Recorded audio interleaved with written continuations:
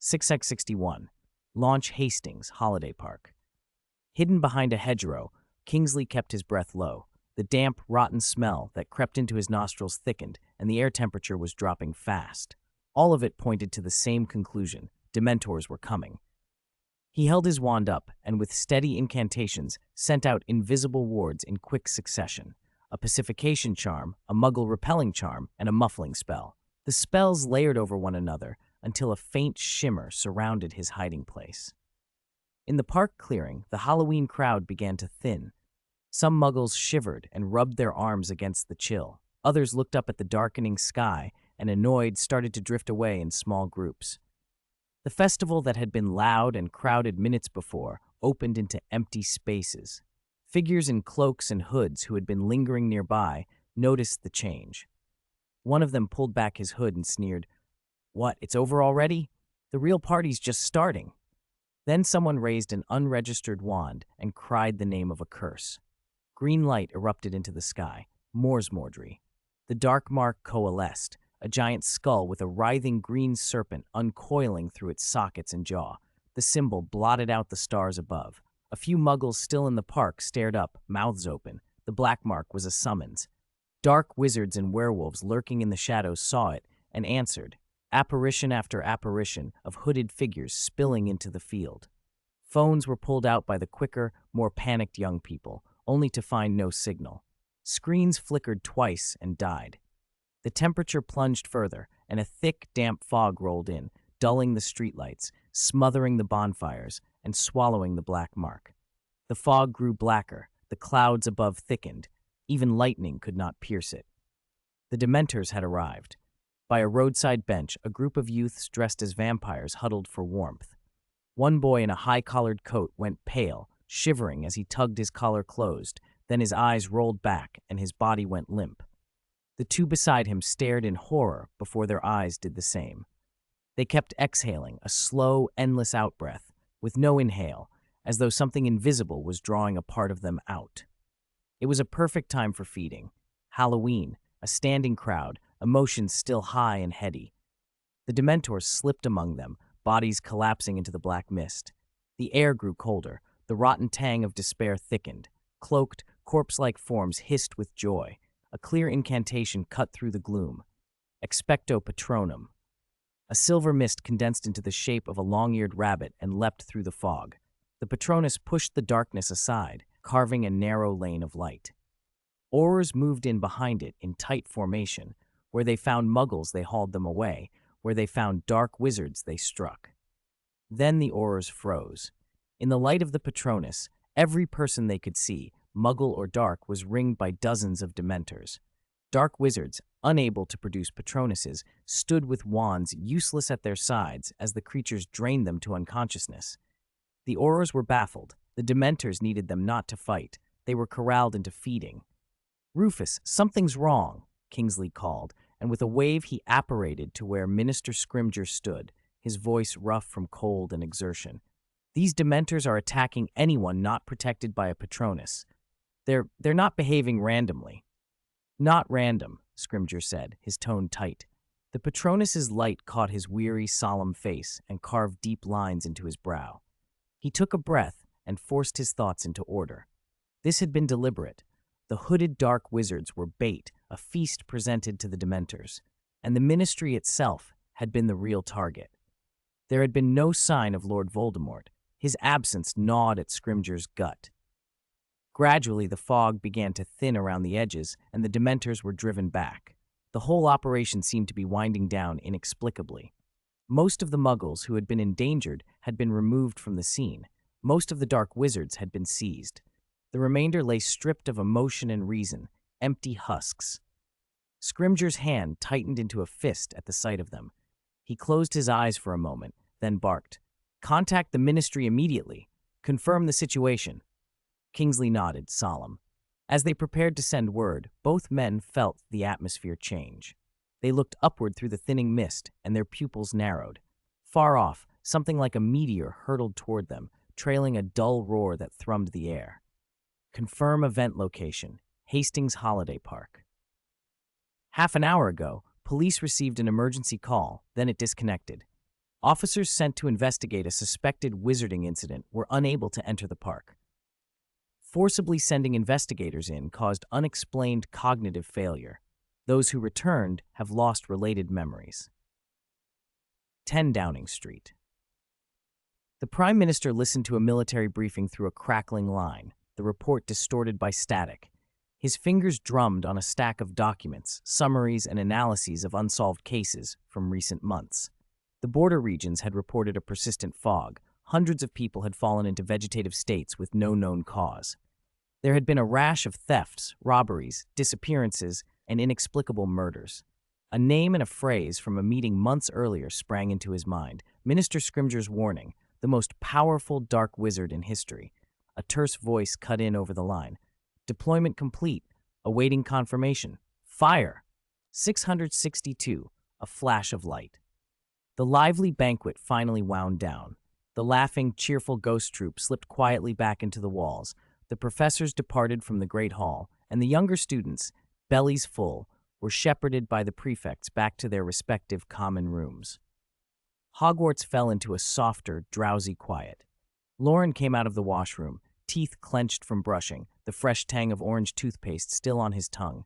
The others in the common room had already washed and were lying in bed, eyes wide open, unable to sleep.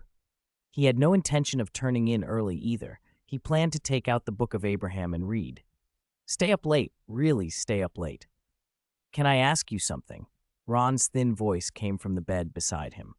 He was half sitting, watching Loren pull the covers up as if a little embarrassed to ask. You don't have to answer if it's awkward. Go on.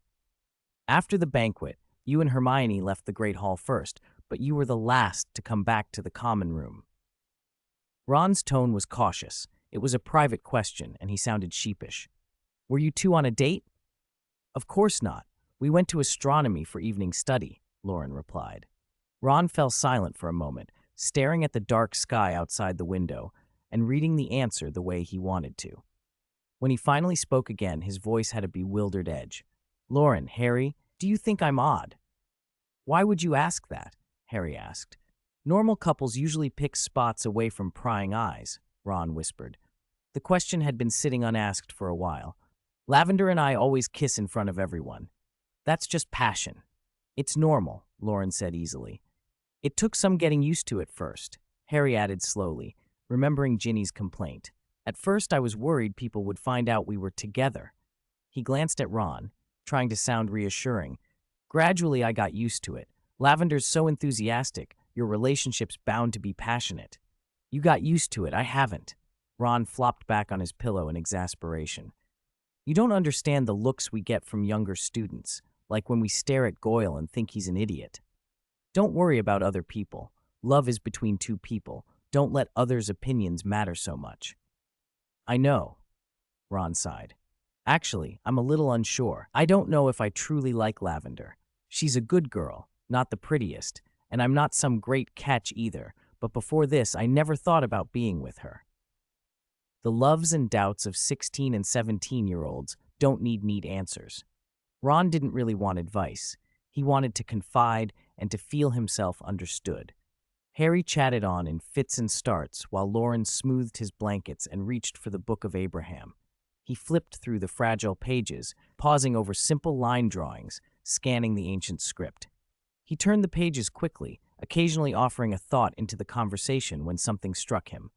But the old papyrus revealed nothing new. The drawings remained the same, the text unchanging. The candlelight guttered lower, and at some point the flame died altogether. The common room sank into silence, broken only by the rhythm of their breathing. Hogwarts, headmaster's office. Dumbledore sat behind his desk, listening quietly as Rufus Scrimgeour recounted the night's events. The headmaster's deep blue eyes were cool and observant beneath his white brows. Scrimgeour stared into the half-finished cup of hot cocoa before him. The evening's incidents kept replaying in his mind, distant and immediate at once. His face carried wariness and regret. The battle went smoothly, and I relaxed my guard because of it, Scrimgeour said. When I saw that big thing, flames trailing behind it, whistle over us, I, Minister for Magic, was completely stunned. What's the casualty situation? Dumbledore asked. Merlin be praised, Kingsley has seen enough of Muggle armaments to recognize it as a missile. He organized people to cast charms and detonated it prematurely. Scrimgeour closed his eyes as the flash came back to him. The memory made his dry eyes sting. The explosion's center was some distance from us. The flames never reached our group. The flying steel and the shockwave were largely stopped by Weasley's Wizard Wheeze's anti-werewolf vests. Only 2 or 3 people were injured among us. But, he paused, voice lowering. The captured dark wizards didn't have those vests. Shrapnel tore through their flesh and organs. Except for 3 who were lucky enough to survive, the rest died on the spot. And the Muggles? Dumbledore asked. Most were apparated away by the Aurors. Only 2 unlucky ones died. Scrimgeour's tone went flat when he mentioned Muggles, his expression complicated. Kingsley and Tonks have gone to London. I'll see them later. Dumbledore watched the newly appointed minister with a steady, assessing look. Scrimgeour inhaled, and voice heavy with sorrow added, "The ministry building has sealed all access points. There's been no response since. The fireplaces are cut off, the flu network's dead, the phone booths unanswered. No one at headquarters is reachable." "No news is the best news," Dumbledore said calmly. "This was my misjudgment. I should be judged." Scrimgeour's shoulders tightened. "Rufus, don't be so hard on yourself." Dumbledore's voice was gentle. They had only just begun to speak when a brilliant streak of light shot past the window and across the sky, like a meteor tearing through the clouds. Wind from it ripped the dark cloud cover into tatters, exposing the deep blue above, stars and moon peering through the gaps. Dumbledore, dressed in pale blue pajamas and still holding his half-drunk cocoa, pushed the window wide. His eyes sparkled behind his crescent spectacles. "How truly astonishing," he murmured, stirring the sugar cube in his cup. "Don't you agree, Rufus?" Scrimgeour, hair disheveled, lips pressed into a thin line, said nothing. He wanted to ask what kind of magic could produce such a display, but the thought felt frivolous against the backdrop of the sealed ministry, the dead dark wizards, and the fate of the Muggle Prime Minister. "I must be off, Albus," he said at last. "I'll let you know as soon as I hear anything." "I wish you well, Rufus," Dumbledore replied. Floating is one of the most common dreams. Sleepers often drift quickly into a phase where an overwhelming sense of weightlessness turns into a sudden fall, jolting the brain awake as neurons fire. Loren floated in that comfortable limbo, unaware of time, minutes or hours, he couldn't tell, until he realized he was dreaming. His eyes flickered behind closed lids. Instinctively, he tried to relax his torso and stretch his limbs, waiting for the familiar stomach drop that would wake him. Seconds passed, then more, but the falling never came. As his awareness returned, the weightless feeling around his body sharpened, and he forced his eyes open. Above him stretched a starry sky beyond imagining, black as velvet, studded with gems that pulsed with an ancient, magnificent light. Unknown stars scattered high-energy particles in dazzling, visible streams. The distance was so vast, the rays seemed to take on a tangible shape as they drifted and faded. The sight was oddly familiar. He had seen something like it before, though never this vivid. A sudden heat pressed against his chest. He glanced down. The Book of Abraham lay there, yellowed papyrus pages faintly aglow, its light insignificant against the cosmic display. He was about to open it when a violent tug seized him. Acceleration blurred the scene. Tiny planets smeared into dots and lines, meteorites streaked past, and then, inexplicably, slowed until they dissolved. Time stretched. Space became immeasurable. Loren felt deposited on an alien world whose surface was painted in 2 dominant colors, a vibrant blue for ocean and a mottled yellow-green for land. A thin, whitish atmosphere and gray accents were negligible against that bold division. The landscape felt both known and strange. The Book of Abraham pulled him closer. The blue light swallowed him, blurring the world anew. Then, at last, the long-delayed falling sensation arrived, building and building as he plunged faster and faster. Dawn was near. The hour before sunrise, when the sky is at its blackest, thicker than ink and treasured by insomniacs, settled over Hogwarts. Dumbledore, who had been awake all night, stood by the window. Fawkes, the phoenix, hunched on his shoulder, head raised, dark eyes quick and alert. They both tried to pick out the morning star through a curtain of clouds. At last a streak of light split the blackness and the clouds parted. dawn broke through and flooded the castle. A shaft of light slanted into Gryffindor Tower. Dumbledore's solemn face softened into a smile. He stretched, arching his back, yawned, and patted Fawkes. "Come on, it's time to sleep." It was very late, 2 hours past midnight by the chimes, but 10 Downing Street still burned with light. The innermost office was a hive of quiet, urgent activity. The Prime Minister sat slumped behind his desk, staring at the two wizards before him. One was a young witch he did not recognize. Pale, cool features set in a heart-shaped face, dark eyes like chips of glass fixed on him with an unsettling stillness. The other was Kingsley Shacklebolt, steady and capable. Kingsley lazily ran a hand through the documents stacked on the desk. Files from months ago about the Intelligence Service's covert collection of magical leads, warnings sent to the French government, Anglo-French missile projects, and then the launch just hours earlier. These papers should have been locked in the office safe, the password known only to the Prime Minister. But when the Prime Minister met Kingsley's grave, unblinking gaze, his mind betrayed him. Memories and secrets spilled free. Legilimency. The word flashed through his head and his pulse leapt. He knew, vaguely, terrifiedly, that his brain had been opened. In another room down the corridor, two other ministry wizards were at work. His assistant minister Herbert Chorley and Emmeline Vance, erasing traces of magic and purging the Intelligence Department's records. Silent murders, traceless manipulations, soul-deep curses, other ruthless measures. It was all being considered. The office was too quiet.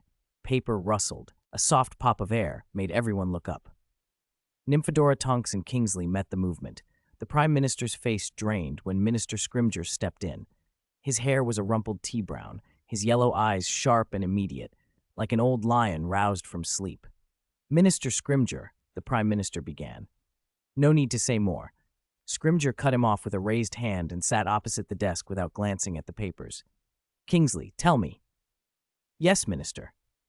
Kingsley's voice did not waver. "It traces back to your last meeting, around the end of June." Scrimgeour listened, palms flat on his knees, eyes narrowing. When Kingsley finished and the news of the missile launch had been relayed, Scrimgeour closed his eyes and inhaled slowly.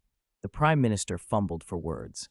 "No need to say more," Scrimgeour repeated, his tone now final. Whether curt dismissal, explanation, or admission of the impossible gravity of the situation, it was hard to tell. The Auror teams will enforce the statute of secrecy. They will remove all traces and obliviate relevant personnel. He paused, looking hard at the Prime Minister. "As for you, your memory will be preserved." Scrimgeour's voice softened for the first time. "Herbert Chorley and Emmeline Vance will shadow your movements until this war is over. We will reassess when it ends." The Prime Minister let out a breath he didn't know he'd been holding. "When will the war end, roughly?" he asked, desperate for something concrete.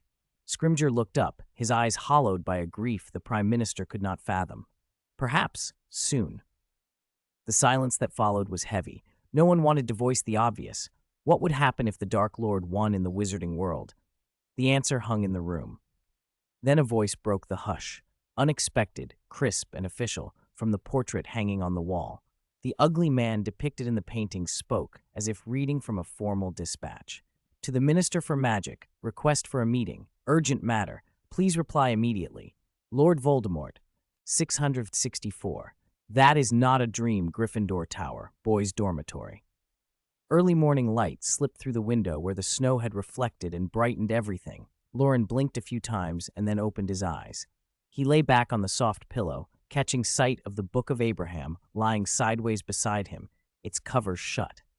As his head cleared, the memory of the star-filled sky from last night came back in sharp detail, more vivid than the trip 2 years ago, as if he had really traveled across the Milky Way and seen that blue planet with his own eyes.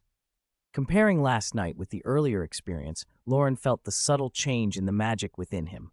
It had increased, unmistakably, though not as intensely as before. He sat up and looked around. His roommates were still asleep, sprawled in oddly artistic positions. After admiring them silently for half a minute, Loren abandoned the idea of taking pictures to remember the moment, washed, dressed, and headed down to the common room to meet the early rising witch. Hermione was on the couch, turned slightly away, while she spoke softly with her roommate Parvati. Her black robe made her look fairer than usual. She wore a pair of sturdy, pocketed work trousers, exactly the kind suited to a day in the greenhouses. From that alone, Loren could tell herbology today. Good morning, ladies. Loren sat beside Hermione and took her hand. Patil usually sticks with Lavender, doesn't she? Why is she here today? He asked. Because Lavender is constantly clingy with Ron like no one else exists, Hermione said, glancing at him. Parvati finds it awkward. Parvati nodded over Hermione's shoulder. I grew up in India. My family's values are more traditional. I don't accept that sort of public display. Don't worry about it. It's just the honeymoon stage, Loren said, squeezing her palm. He noted the thin skin on the back of her hand and the firmness of it. On impulse, he pressed each fingertip in turn. The pad of her middle finger felt the softest and warmest. Hermione went quiet for a moment, suddenly flushing. She withdrew her hand and turned to her roommate. Come on, Parvati. Let's go down for breakfast. Parvati rose. As the two girls walked off together, Loren watched them, a thought flitting through him about whether he should find a way to be free of Parvati's presence. The Ghost Theater troupe had had several encores last night, and the feast had gone late. Many students had lingered in the dorms afterwards, so there were few early risers. When Loren and the others reached the Great Hall, it was almost empty and unusually quiet. The bat swarm decorations had been removed, but the walls and dome still bore remnants of last night's display. The fire-breathing streamers had died down, the pumpkin lanterns were dark, and the eerie atmosphere had faded. What remained had its own strange charm. Breakfast was plentiful, but what drew Loren most was the steamed pumpkin, soft and sweet, the scent filling the hall. He helped himself to a large portion. It was tender and sticky, melting with each bite. Slowly, the other students filtered in, and the hall grew livelier. Ron and Lavender walked together, hand in hand. Most people gave them a wide berth. Harry arrived with his roommates. Seamus and Neville avoided walking with Ron as well, not wanting to set a poor example for younger students. Harry sat across from Loren and, curious, copied his way of eating, a mound of steamed pumpkin spread across a slice of bread. He took a bite, his eyes half closing in satisfaction, and mumbled, "Loren, did you go out last night?" "Huh?" Loren blinked. "Night walking? Don't tell me." Harry swallowed and coughed a little, then went on. "I dreamed my mum was sitting with Snape, so I woke up all nervous. I went to the loo and your bed was empty." "You mean I wasn't in the dorm?" Loren echoed. "Yeah." Harry looked at him like it was no big deal. Loren's mouth full of pumpkin, he paused, a faint bewilderment lingering as memories of the sky returned. He fell quiet, lost in thought while the great hall resumed its usual chatter. When the owl postman came with letters and parcels, the room erupted again, the sounds of excitement reaching a peak. Sitting at the Hufflepuff table, Susan Bones looked startled as an owl landed with a hard flap in front of her. She put down her cutlery, offered the post owl a slice of bread, and opened the freshly inked letter. As she read, her expression darkened. Her breathing quickened and the paper trembled in her hand. She read it twice, then folded the parchment back. Unable to hold it in, she began to sob. Prefect Ernie Macmillan hurried over. "Susan, what is it?" The plump girl buried her face in her hands, her voice muffled by her sobs. "Voldemort, you know who, attacked the Ministry of Magic last night, and my aunt was taken." Ernie froze, and the gossiping students around them fell silent. A strange hush spread across the great hall. Outside the windows, the wind whistled, the only other sound besides Susan's quiet whimpers. At the Ravenclaw table, Marietta Edgecombe folded the letter carefully and watched, her expression unreadable, her eyes deep. London. On the busy streets, no one spared a glance for Tau Tau Company's garish glass display, and nobody noticed that an old red brick department store, closed for repairs for decades, had suddenly reopened. Behind the mannequins in that display, in a room above it, Minister Scrimgeour sat with bloodshot eyes and slowly closed them. This was the top of the Ministry of Magic, a place he knew intimately, yet the true power inside no longer belonged to him. The entire building was under blockade. Even if every Auror were gathered, there was no clear way to assault it, not with the most powerful dark wizard in history holding the interior. He opened his eyes and looked across the table at Severus Snape. His voice, low and controlled, betrayed his determination. Snape, stop scheming. You're a formidable potions master. But believe me, even if you poured a full bottle of Veritaserum down my throat, you wouldn't find out where the Death Eater is being held. Snape glanced at him without replying, lifted the teacup before him, and drank it in one long swallow. Minister Scrimgeour needn't hurry to answer. We have time, he said at last, the ceramic tinkling as he set the cup down on the wooden table. Wait until you're rested and thinking clearly, and then we can discuss terms. Death Eaters for ministry staff. A fair trade, wouldn't you agree? 665. A school that can protect you from the wind and rain. I sincerely hope you all have a good appetite for the delicious food, so before lunch officially begins, I must say a few words. Dumbledore stood at the center of the high table and spoke deliberately, his voice gentle and firm. For reasons I cannot disclose in full, I cannot tell you everything, but this I can say with certainty. With the professors of Hogwarts here, Death Eater curses will not fall upon the castle. With me here, Lord Voldemort cannot set foot through the school gates. The headmaster's calm expression and steady tone put everyone at ease. Now, enjoy your lunch with peace of mind. As his words sank in, the tense great hall began to relax. In a closed school, news traveled fast. Susan Bones had received a letter from home that morning, and by the first break, every student seemed to know about the shocking events of the previous night. The ripple of panic had already disrupted lessons. In just half a class, 7 cauldrons exploded in the potion cellar, rue essence splattered everywhere. If Professor Slughorn hadn't reacted quickly and contained the splashes with a spell, we would have had an entire class in the hospital wing with burns, Seamus said, delighting in the gossip. The Transfiguration classroom was full of smoke. Professor McGonagall's face was even blackened, someone else continued. Big tomes were flying about in the library. Lots of people came away with lumps on their heads, another voice added. Professor Bagshot stopped practical work for the time being, so nothing unexpected happened in defense against the dark arts, a quieter voice reported. When Seamus finished, he smacked his lips and looked around expectantly. What about you lot? Anything odd in advanced herbology? They were gathered at Gryffindor's table, sharing lunch and swapping tales. Seamus was the student's chief purveyor of rumors. Loren hesitated a moment, then glanced at Ron, who had his face nearly buried in a chicken leg. Nothing really strange in the greenhouse, except that one of our classmates got distracted and fell into a pile of dragon dung. Professor Sprout was heartbroken. Heartbroken for the student or the dung heap? Ron demanded, tearing at his chicken leg as if affronted. He had been thinking about his crush when he fell in. He wasn't afraid of Voldemort, he insisted. Hermione smiled as she looked around. The tension around the table eased. This is probably what the 4 founders hoped for when they built Hogwarts, she said softly. What? Loren asked. Hermione didn't elaborate, only shook her head gently. Whether war or chaos raged beyond the grounds, here, under the protection of the professors and the headmaster, they had sanctuary. No need to be frightened or to run. Within these walls, they could still be ordinary students. Thanks to Headmaster Dumbledore, she added. Loren glanced up at the high table. Don't you think the headmaster's face looks a little swollen, like he just woke up? He murmured. Sunday, November 3rd. Hermione had packed her day with tasks. In the morning, she finished her arithmancy and ancient runes homework.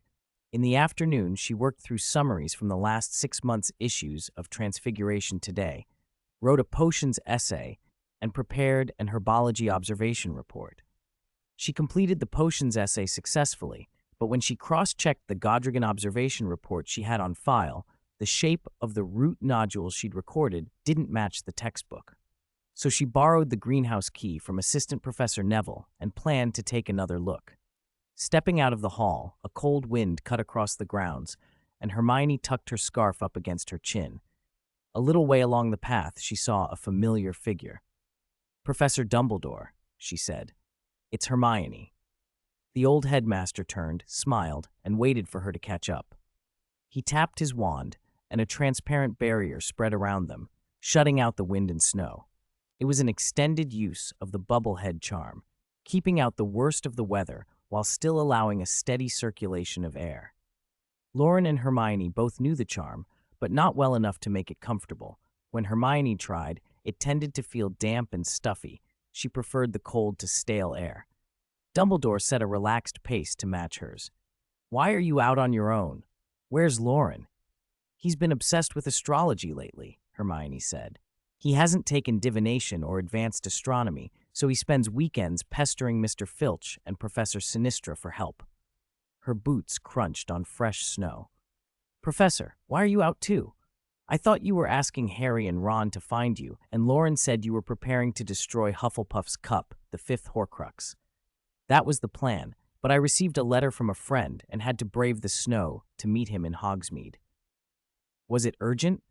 News about Lord Voldemort?" "Perhaps," Dumbledore answered. "Professor, will we win?" "Of course," he said without hesitation. "I am certain of it." Hermione walked on in silence for a moment, every bit as unshaken as he was. "Professor, could you tell me any recent news? I'd like to know." Where to begin?" Dumbledore glanced toward the humping willow and estimated how much he could safely say on the short walk. "Just recently, Rufus received word about the Dark Lord's next move. On Halloween night, he organized the Aurors for an ambush. The Death Eaters used the weakness in the Ministry's defenses to take over that underground base." Hermione listened quietly, not pressing for further detail or asking about plans. She simply considered what he said. Under the headmaster's protection, the wind outside felt distant and insignificant. They said their goodbyes as he maintained his easy pace, but Dumbledore's steps suddenly quickened. In a blink, he had crossed the crossroads by the greenhouses and was near the humping willow. His footprints in the snow weren't continuous. He had slipped out the school gates and made for their arranged meeting place. There stood a thestral carriage, and when Dumbledore pushed aside the curtain, he found Minister Rufus Scrimgeour inside. The minister looked haggard, scruffy beard, bloodshot eyes, clumped hair, clearly running on little sleep. "I'm sorry to come like this, Albus.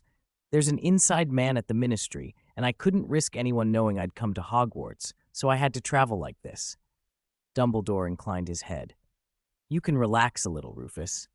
I've been turning this over for days, and I cannot make up my mind," Scrimgeour said hoarsely. "I had to come and consult you. You said, Lord Voldemort wants to exchange the group of ministry staff he captured for the imprisoned Death Eaters." Scrimgeour told Dumbledore what had happened. After the negotiation with Snape that day, Kingsley had secretly reported that someone had used the Flu network to broadcast a message revealing the temporary stronghold's location. The underground headquarters had been overrun and the Flu network paralyzed. Whoever had used the Flu messages didn't need much imagination to identify them. He looked up at Dumbledore, as if on the verge of asking whether Severus Snape, whom he had insisted on protecting, was a member of the Order of the Phoenix, but the question died on his lips, and he changed course. "Albus, in this situation, do you have a plan?" Dumbledore's face was composed. "I need you to buy me time." "How long?" Scrimgeour asked. "Around Easter, perhaps." 6666, the application of spatial magic. "Professor Sinistra, it's been thousands of years since magic and astronomy were born. Has no witch or wizard ever explored the universe?" "Of course they have," Professor Sinistra said. "It's just that there were no results." "What do you mean?" "A few centuries ago, flying brooms became popular, and many star-curious folk set off on adventures. No matter how powerful magic is, a wizard's body is still flesh and bone and cannot withstand thin air and extreme cold. If you read the current broom manual carefully, you'll see there's a maximum flight altitude listed in the precautions. Sounds like there were heavy casualties." "Fewer overall than those caused by the levitation charm," she replied dryly. Later, Loren sought out Professor Ferenzi. "You centaurs are so good at observing the stars. Have you ever tried to explore the universe?" Ferenzi shook his mane. "The reach of magic has not yet extended beyond the Earth. Strictly speaking, it hasn't even fully extended to the ocean." After speaking with those two professors, Loren still hadn't found the answers he'd been chasing the past few days, but he wasn't discouraged. He thanked them and turned to leave. On the stairs, he passed Professor Slughorn, dazed and clutching a copy of the Daily Prophet. Loren exchanged a quick greeting and hurried back to the common room. The fire burned low and comfortable. It was a weekend afternoon. Few people were about, and the common room felt vast and quiet. Crookshanks was curled on a chair by the window, his ginger fur even softer than the cushion beside him. At the sound of Loren's approach, the cat opened one eye, looked up, then closed it again, his plump belly rising and falling with slow breaths. Loren scooped him up and sat down. Crookshanks wriggled on his lap until he found a comfortable position and went too lazy even to meow. Loren stroked the cat's back and asked, "Why are you the only one here? Where did your owner go?" "Meow." Crookshanks narrowed his eyes and replied softly. "Out? Where did she go?" "Meow. Outside, then." Loren glanced through the window. The students on the grounds were tiny figures, braving the cold for fresh air. A faint line of prints led away from the greenhouse, probably Hermione's. Beyond that, the whomping willow stood with bare branches. Its leaves had fallen last month. There was almost no snow accumulation on the lawn, as if some creature living in the tree had been clearing it, or the tree itself shook it away. A small pile of snow had gathered on the windowsill, and one piece near the bottom had frozen into a clear, irregular ice cube. An idea sparked in Loren's mind. He hooked a finger, and the tiny shard of ice vanished in an instant, replaced by a cool tingling on his palm. He looked down at his hand. The ice had been so small it melted from his body heat in seconds. 3 or 2 drops of meltwater ran along his lines and splashed on Crookshanks' nose. The startled cat stuck out his tongue and licked a few times, then regarded Loren with an offended stare. Loren hurried to dry his hand and smoothed the kitten's fur, apologizing profusely. Crookshanks gave 2 soft meows and let it go. What Loren had just done combined a summoning charm and apparition, using spatial magic to affect a nearby object. After his nocturnal journey among the stars, he had a new understanding of space and time, and that insight let him develop this new spell. It was an advanced application of spatial magic, no physical contact required, able to overcome barriers and to transfer an object to a desired location in terms of spatial relation. For now, it worked only on tiny items and over very short distances, but its potential felt enormous. Headmaster's office. Ron Weasley sat at the desk, face drawn, eyes darting left and right.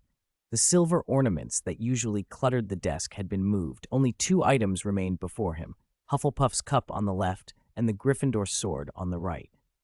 The cup was small and exquisite, 2 gold handles shaped with delicate badgers carved into its body. The sword's blade shone coldly, its hilt was set with clear red gemstones. The office was hushed. Fawkes the Phoenix perched motionless. Harry stood slightly behind Ron, tense and staring at the cup. Professor Bagshot sat in the headmaster's chair opposite, watching with keen interest. He hoped to ask Albus for the cup's remains for study once the Horcrux was destroyed. Professor Grindelwald stood nearby, observing too. He lifted a teacup, took a small sip, frowned at the sweetness, and set it down with distaste. The portraits of past headmasters on the walls pressed forward, breathless. Even old headmasters Foster and Black set aside past grievances, nervously watching the sword's blade, eager to destroy Voldemort's Horcrux, yet reluctant to see a founder's relic dishonored. Ron still felt dazed. At first, he thought Dumbledore was joking. How could the headmaster sideline the prophesied savior and ask a fairly average student like him to destroy a Horcrux? Dumbledore had left half an hour earlier after receiving an urgent message. He could not answer Ron's questions. No one had offered words of comfort. Grindelwald and the others were silent. Ron had to decide for himself. He began, swallowing hard. Professor Bagshot, couldn't we wait for Headmaster Dumbledore to return? Maybe do this another time?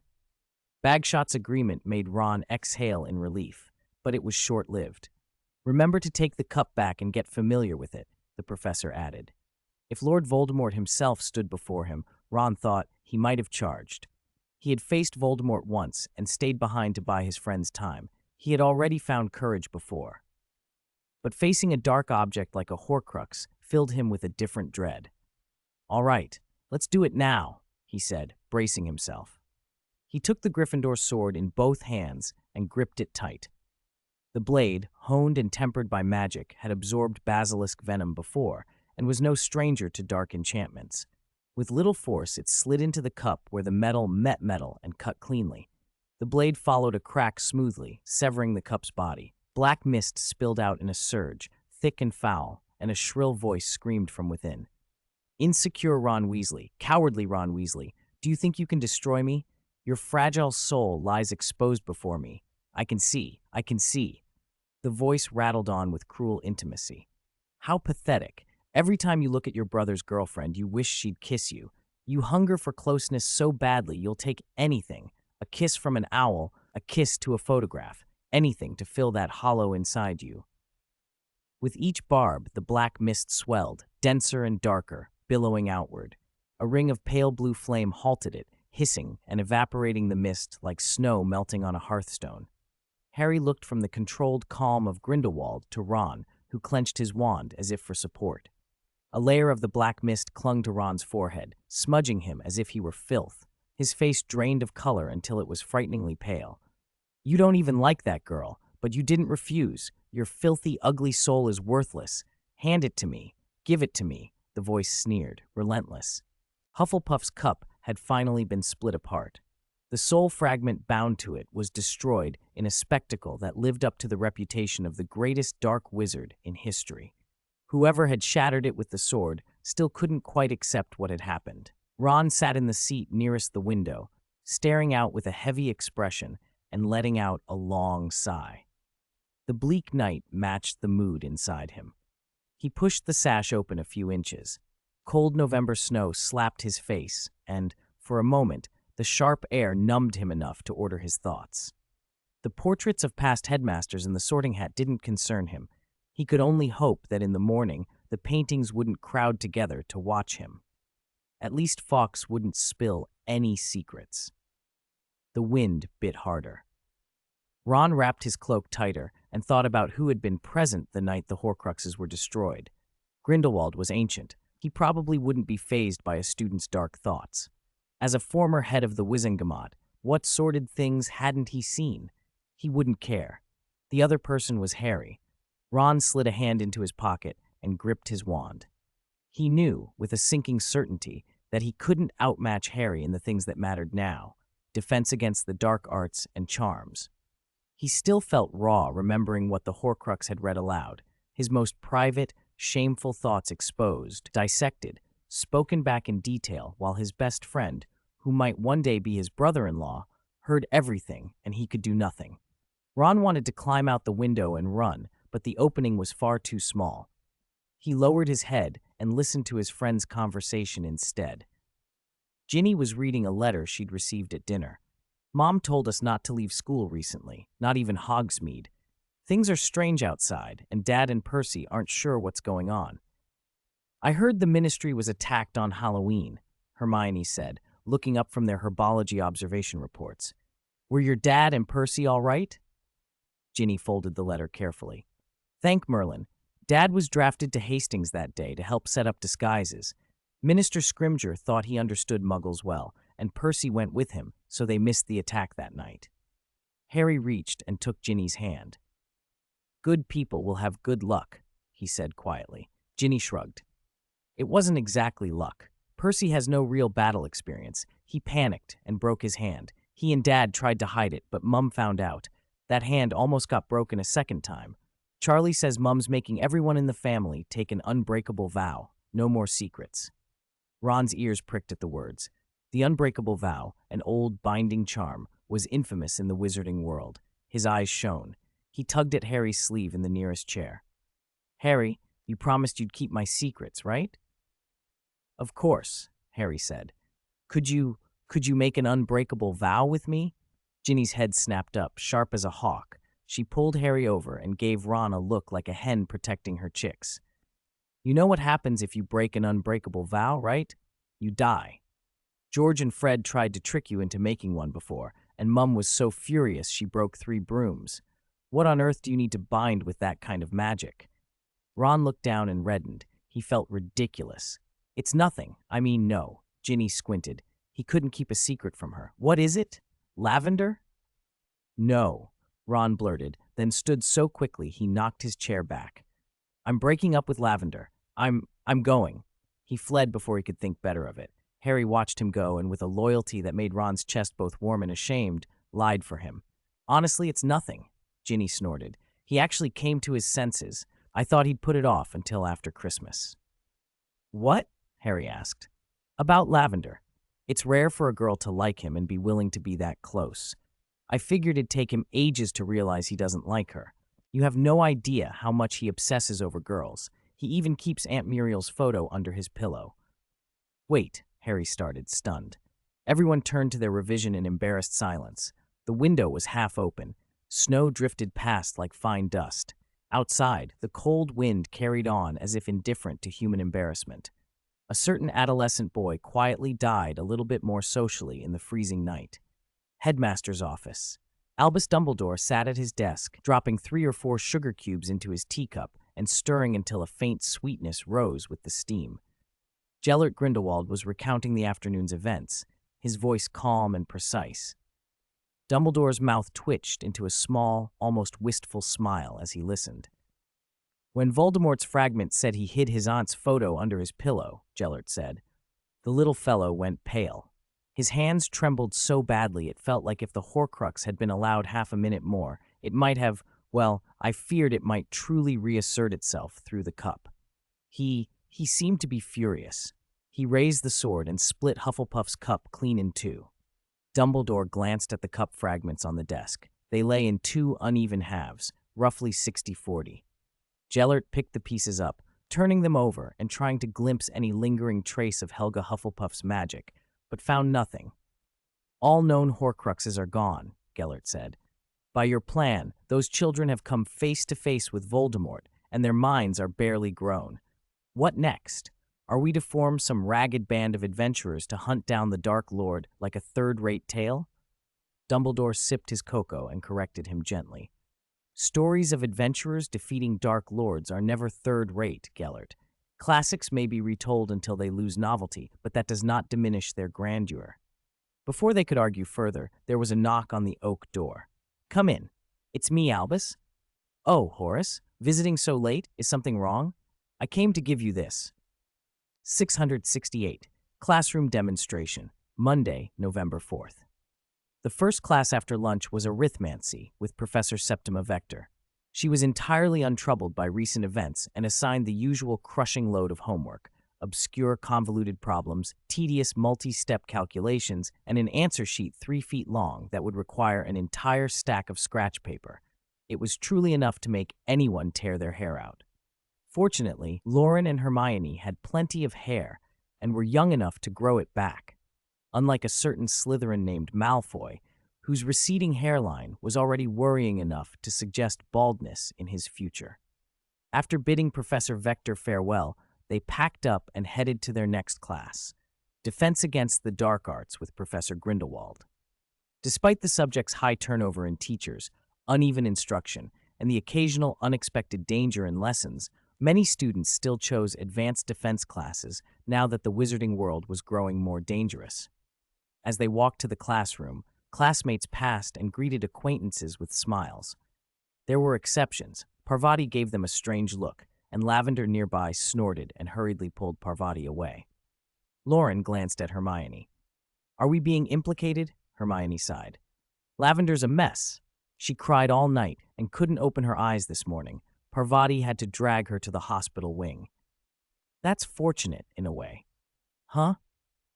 "Better a short pain than a long one."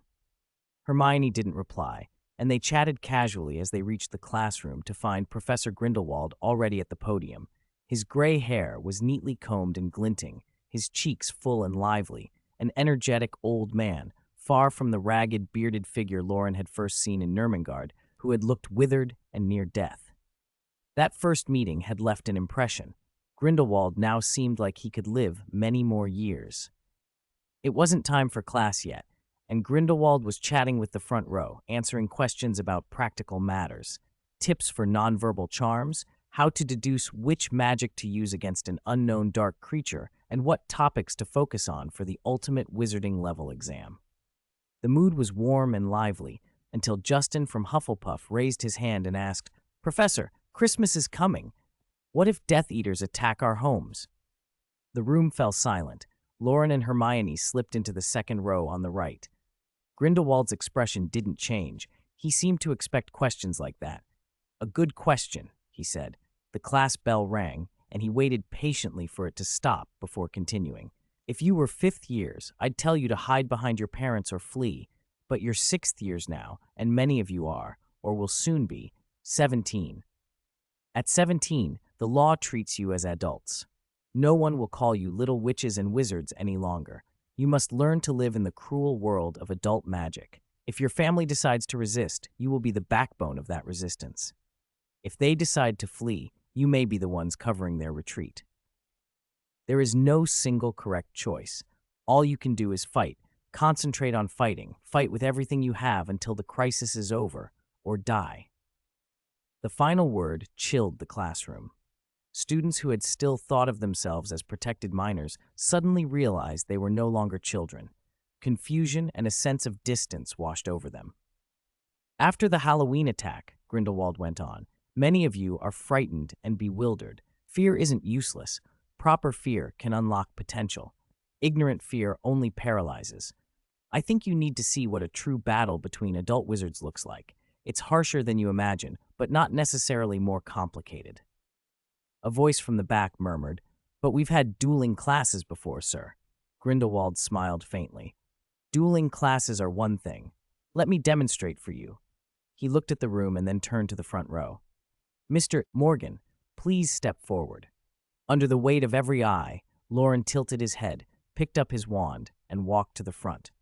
With a quick flick from Grindelwald, the desks and chairs, students still sitting in them, glided to the walls, clearing a wide space in the center. That would be the demonstration arena. Choosing Loren was partly impulsive and partly deliberate. From their first encounter in Nurmengard, Grindelwald had felt there was something unusual about the young man. Decades of prison without a wand had sharpened Grindelwald's perception. Loren's magical presence was strikingly active, rivaling that of many experienced aurors. Since joining Hogwarts, Loren had quietly caught Grindelwald's attention in class. He'd mastered almost all the curriculum's charms and techniques far ahead of schedule. How far he could go was unclear. His fire magic, in particular, was formidable. He'd mastered fiend fire and developed personal refinements, even besting Albus in a skill comparison, though Albus was suspected of holding back. Grindelwald twirled his wand thoughtfully. A promising young wizard shouldn't limit himself to a single school of magic. An improved fiend fire alone couldn't reveal the full potential of such power. Loren stood across from him with a calm expression. Grindelwald's own credentials were more than respectable. Long a leader of the wizarding party, skilled in unforgivable curses like Avada Kedavra, and the architect of a massive project that had nearly set Paris ablaze. If it were a real contest, he would be dangerous, though this was only a classroom demonstration, and there should be no fatal risk. It was a good chance to gauge the distance between himself and one of the pyramid's top wizards. "No need for formal dueling etiquette," Grindelwald said. "Let's begin." The watching students suppressed cheers and leaned forward. Hermione, tucked in the corner, watched quietly, her eyes bright with interest. Grindelwald, always in the mode of a teacher guiding a pupil, did not take the offensive. He simply watched the student opposite him gathering magic with calm deliberation. His eyes narrowed and his wand hung at his side, its tip giving off a faint glow. The other students leaned forward, intent on the two of them. In the cleared space of the classroom, Loren suddenly flicked his wand upward in a diagonal sweep. Dozens of knockback jinxes, green sparks gathered over time, burst forward in a tight formation. Grindelwald did not flinch. With the confidence of experience, he ignored the barrage aimed at his positions, swung his wand in a sweeping arc, and released a handful of eerie blue flames. They expanded and surged precisely to meet the jinxes, forming a curved barrier that enveloped his body. There was no cinematic explosion, only a series of muffled thuds, like stones sinking into soft snow. The first exchange concluded, and the cheers from below came a moment late. The display had been remarkable. Both had been casting silently. The green lights had not been mere rapid-fire knockback jinxes. Loren had woven his charm's knowledge into them, integrating Multicore 4's release technique so they behaved like dense, fast projectiles without losing power. Hermione's eyes widened at the strange blue flame barrier. Any spell that struck it died out. Apart from faint impacts, the blaze showed no turbulence, Not a single spark flew outward. Grindelwald eased his wand, and the slender barrier slid forward like a scimitar. The air hissed, and heat ripples distorted space near the blade. The fire itself carried an almost palpable, throat-tightening temperature. Loren raised a shield charm, but the flames were unlike ordinary charms. They did not bounce off the barrier. Instead, they clung to it, burning and eating through the shield. The glare blinded him briefly, and he saw several stupefy spells racing toward him. Rather than waste time on the failing magic barrier, he lashed out with his wand and sent tongues of flame that swallowed the incoming charms. They traded blows rapidly. Because both casted silently and released spells with practiced speed, offense and defense flipped in an instant. The clash of spells and fire dazzled the onlookers. Hogwarts' protective wards prevented apparition, the level, spare classroom limited transfiguration, so neither could turn this into an all-out assault. Both avoided crude bombardment and raw power struggles. It was a duel of technique, charm, and control. Rapid casting, quick flame transformations, attacks and parries completed almost simultaneously. Only Hermione noticed a subtle phenomenon in the space between them. The vibrations from the spells transmitted through the floor and set the motes of dust trembling. Some drifted toward Loren, some toward Grindelwald. The flames the two men called forth brightened, the blue watching fire and the golden flare both intensifying until the openness between them shimmered. Then, as their offense and defense alternated, those tiny dust particles swelled and shifted, transfiguring into beasts that lunged and snapped at the opponent. Lions with sharpened fangs, tigers bearing claws, falcons and vultures whose talons reached, and even brightly colored, venomous snakes with ghostly blue fangs. Each retreated to evade the onslaught, and for a moment their eyes met across the transfigured menagerie. A brief, knowing smile passed between them. Both had chosen the same tactic. Their wands accelerated. 2 columns of fire burst forth. Grindelwald's ethereal blue flames met Loren's sacred golden yellow blaze. The 2 flame winds ripped through the conjured animals, devouring them. Their roars and hisses vanished into the rush of fire. Then the streams themselves collided in the loudest crash of the duel. Boom! The classroom shuddered. Sparks flew like viscous magma, and a roaring hot wind swept across the room. The true contest of power began. When Loren's control met Grindelwald's, it felt as if a tide of magma had rolled over him. Waves of heat and arrogant, searing force that seemed intent to burn everything to ash. That fire was alluring. For a moment he felt drawn to fuel it instead of resisting. Grindelwald's century of mastery showed in the sheer depth of his magic. The heat seemed endless, scorching the air, yet Loren's forehead and hair stayed dry as sweat vaporized the instant it surfaced. Loren's brow nodded. He could not be sure he could overpower the older wizard, and the struggle had reached a deadlock. To quit now would be to admit defeat. The collision point flared ever more brilliantly, bleaching hollow afterimages into his vision. The sight of that molten, splashing light stoked something in him. His eyes sharpened, and a fierce clarity came over him. Then, unexpectedly, a small flame rose from Grindelwald's clothes. It was barely more than a blue bell of fire, the kind a student might conjure to warm, cold hands, smooth, soft, and modest in heat compared to the 2 titanic streams locked in combat. It did not spread. It burned quietly and normally. A single thought flashed through Grindelwald's mind. When? He paused for the briefest instant, then cut off the magical output to his flames with a flick of his wand. Loren, opposite him, halted at once as well, a smile on his face.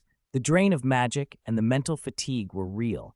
Both men felt the weight of energy spent, but beneath that were genuine joy and surprise.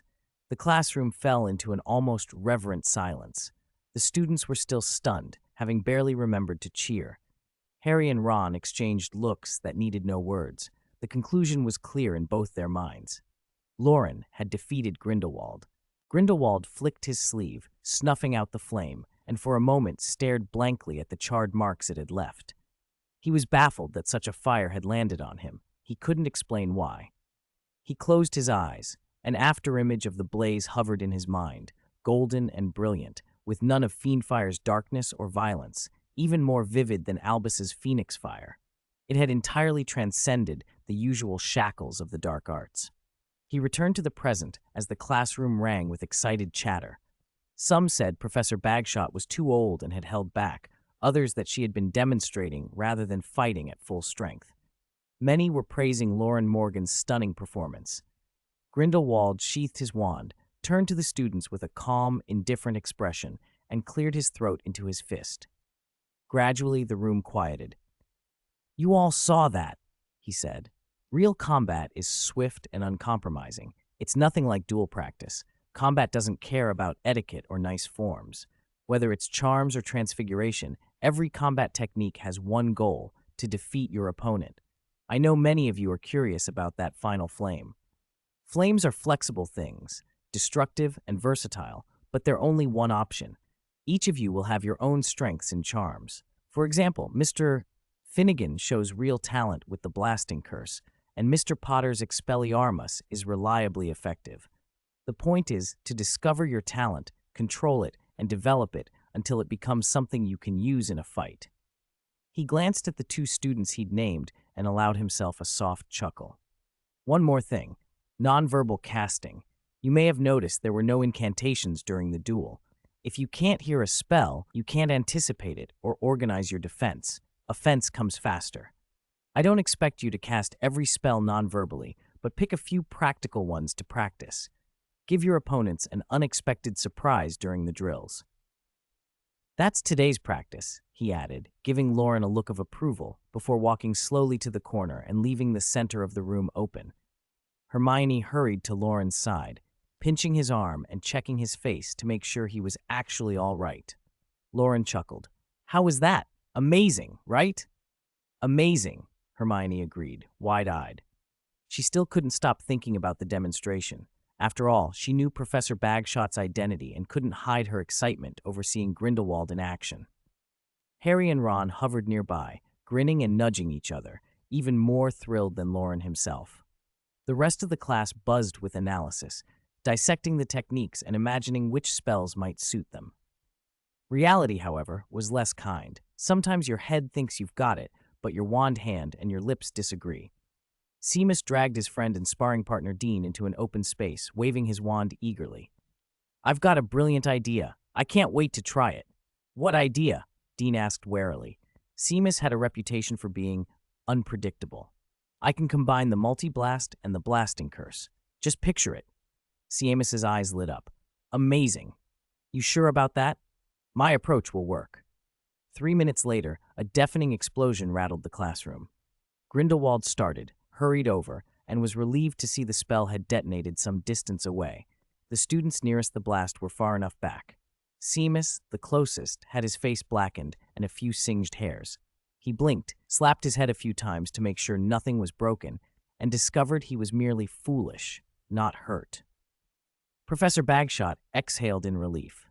The little interlude made everyone more cautious about new combinations, though their excitement barely dimmed. It was clear that after this class, many students' dueling skills would improve considerably. News traveled fast in a closed school. By dinner, the afternoon's Defense Against the Dark Arts class was the hot topic at every table in the Great Hall. Loren had picked a spot near the end of a long table, but he could still hear Justin at the Hufflepuff table behind him, practically shouting, "You know Loren Morgan from Gryffindor, right? He actually beat a professor in dueling practice." Rolf leaned over and patted Loren's shoulder, incredulous. "You really beat Professor Bagshot?" Few knew Bagshot's true identity, though some knew she was Newt Scamander's granddaughter. Loren shrugged. "Lady Luck smiled on me." "Merlin's beard. That was Professor Bagshot," Rolf murmured. "You do know Dumbledore made the chocolate frog cards after he beat that professor. This could get you a chocolate frog card, too." "You're quite the flatterer," Loren said with a shy smile, hoping for more praise. Rolf only grinned and turned back toward the Hufflepuff table. Lady Luck, he thought, must be blind. As the rumor spread, more and more eyes turned to Loren, curious, scrutinizing. Even the professors at the staff table were looking his way, and he found himself too self-conscious to stuff another mutton pie into his mouth. It was a pity Professor Bagshot hadn't stayed for dinner. She might have deflected some of the attention. He wondered what she and Dumbledore were up to. Conversation soon shifted to the techniques from the duel, the inventive charms, and that brilliant golden flame.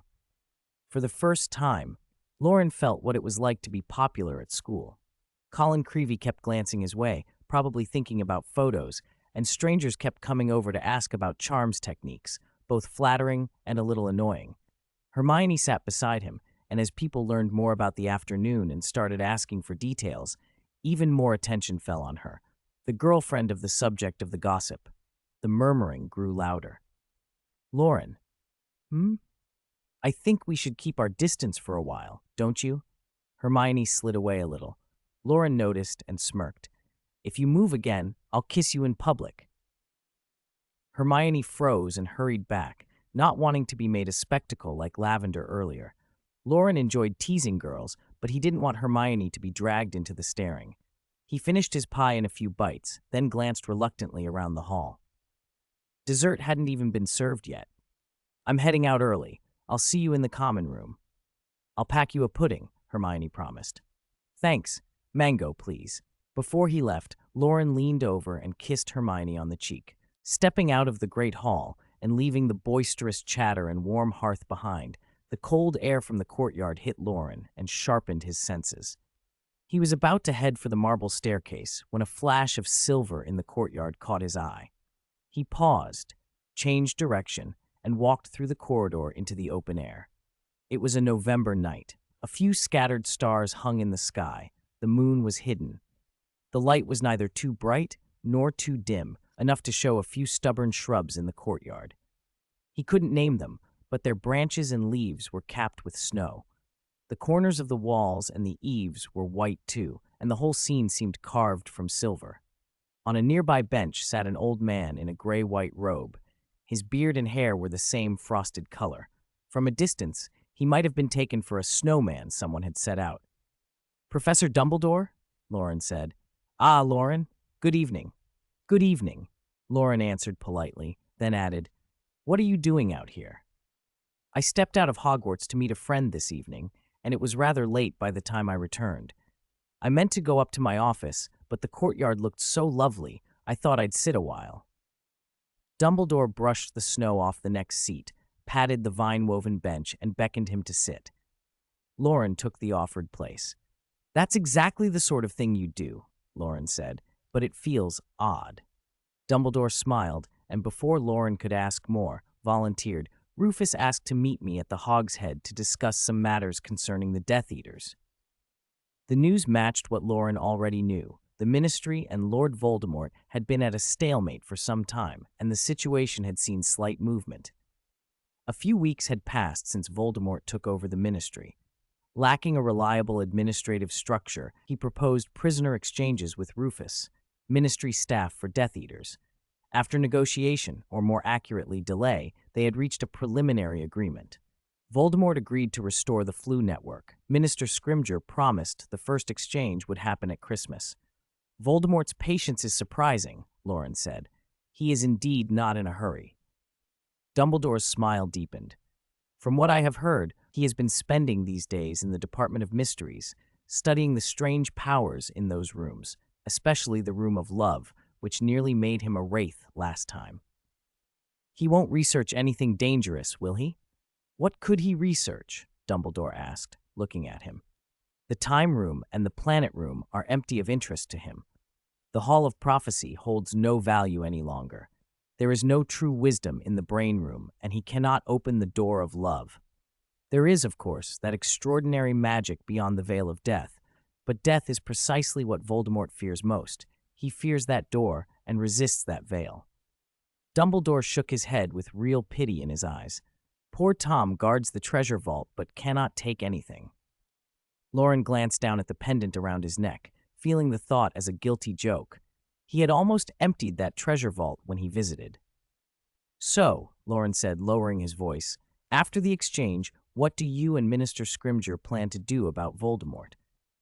I have a comprehensive plan, Dumbledore replied, and I place my hope of success on you. Us? Loren sounded surprised. If the hope had been on Harry, that would have made sense. His scar held Voldemort's last soul fragment, and the final struggle ought to be his to end. Loren eyed Dumbledore suspiciously. You're not going to set some strange bait, like sacrificing yourself to make Voldemort let his guard down. Why would you think that? Dumbledore raised an eyebrow. The deep blue of his eyes was unreadable. Loren shook his head and complained, half joking, half serious. It just feels like you old men are always strange. You talk in riddles, say half a thing, and expect the rest to be understood. I wouldn't put it past you to have thoughts of sacrificing yourself. I might disappoint you. I am probably not as noble as you imagine, and I still look forward to traveling once I retire. He tapped his robe as if pointing to something tucked away. I keep a notebook of places I'd like to visit. What appeals to me most is the place where the snowman appears in Lockhart's book. Then you should retire early, Loren said. Thank you for the blessing. Dumbledore peered at him, smiled, and a mist puffed from his mouth into the cold air.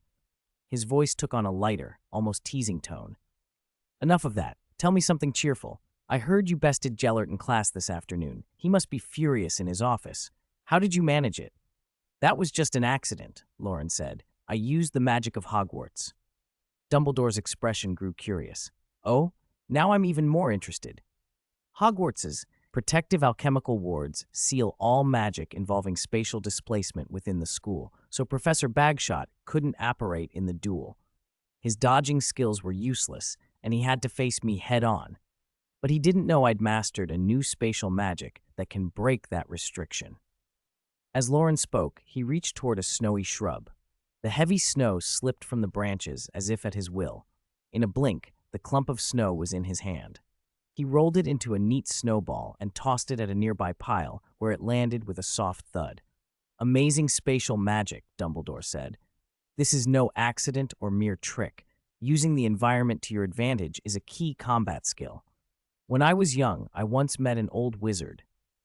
He let the thought trail off, and then, with the authority of long experience, added a few suggestions about refining Loren's technique. Loren sat beside him and listened, absorbing everything. Dumbledore's insights, born of age and experience, were different in kind from those of a scholar like Flamel. They were practical and profound. They talked until the noises from the Great Hall pulled them back to the present. Dinner had ended. First years and younger students were streaming back to their common rooms in lively clusters, filling the corridors and stairways with chatter. Perhaps Loren's dark robes made him stand out. Hermione spotted him at once, then noticed Dumbledore on the bench. She hurried over with Harry and Ron close behind.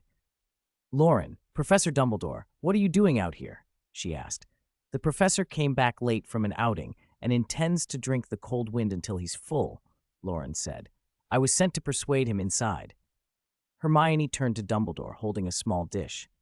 I have some mango pudding, Professor. Would you like some? That's my pudding, Loren blurted, eyes wide. You've already had dinner, Hermione chided mildly. Harry and Ron had arrived and, as if on cue, produced snacks from their storage pouches, offering Dumbledore hot food from the kitchens as well. Dumbledore looked at the four of them in the snow-lit courtyard. A gentle smile spread across his face. His gaze was warm. 672. It's the end of the year Wednesday, herbology. In the outer shed of the greenhouses, Professor Sprout finished demonstrating how to bury a slow-release fertilizer for hellebores. The advanced herbology students broke into groups and set to work tending the plots. Compared to the mandrakes they'd been dealing with recently, these small flowers were much more pleasant.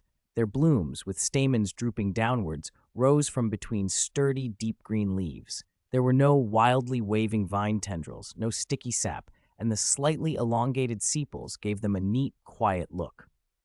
The fermented, slow-release fertilizer had almost no smell, which made the whole lesson surprisingly relaxing. The Gryffindor and Hufflepuff plots were next to each other. Susan Bones stood beside Loren, wearing a neat, practical gardener's outfit in brown and yellow. Her long hair was braided down her back and swung as she moved. She came over carrying a small bucket of fertilizer and greeted them with a smile. Good morning, Loren, Hermione. Good morning, Susan, Hermione said. You look much cheerier than before. Hannah said the same. Susan picked up a trowel and began loosening soil around a hellebore. I got a letter from home this morning. My aunt's been rescued by the ministry. I'm really happy. Is that so? Loren nodded thoughtfully.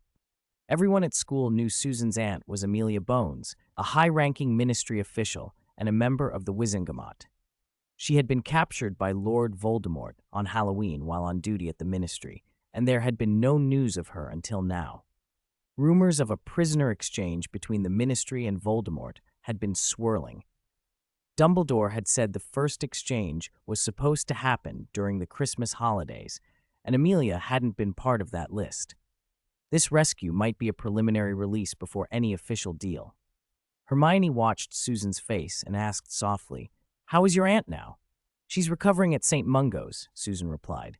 "Her injuries are serious. She was probably tortured with the Cruciatus curse, and she's been through a lot mentally. But there's nothing incurable, and her mind is clear. She should be discharged after some rest. We hope Madame Bones gets better soon." "Thank you. I'll tell her."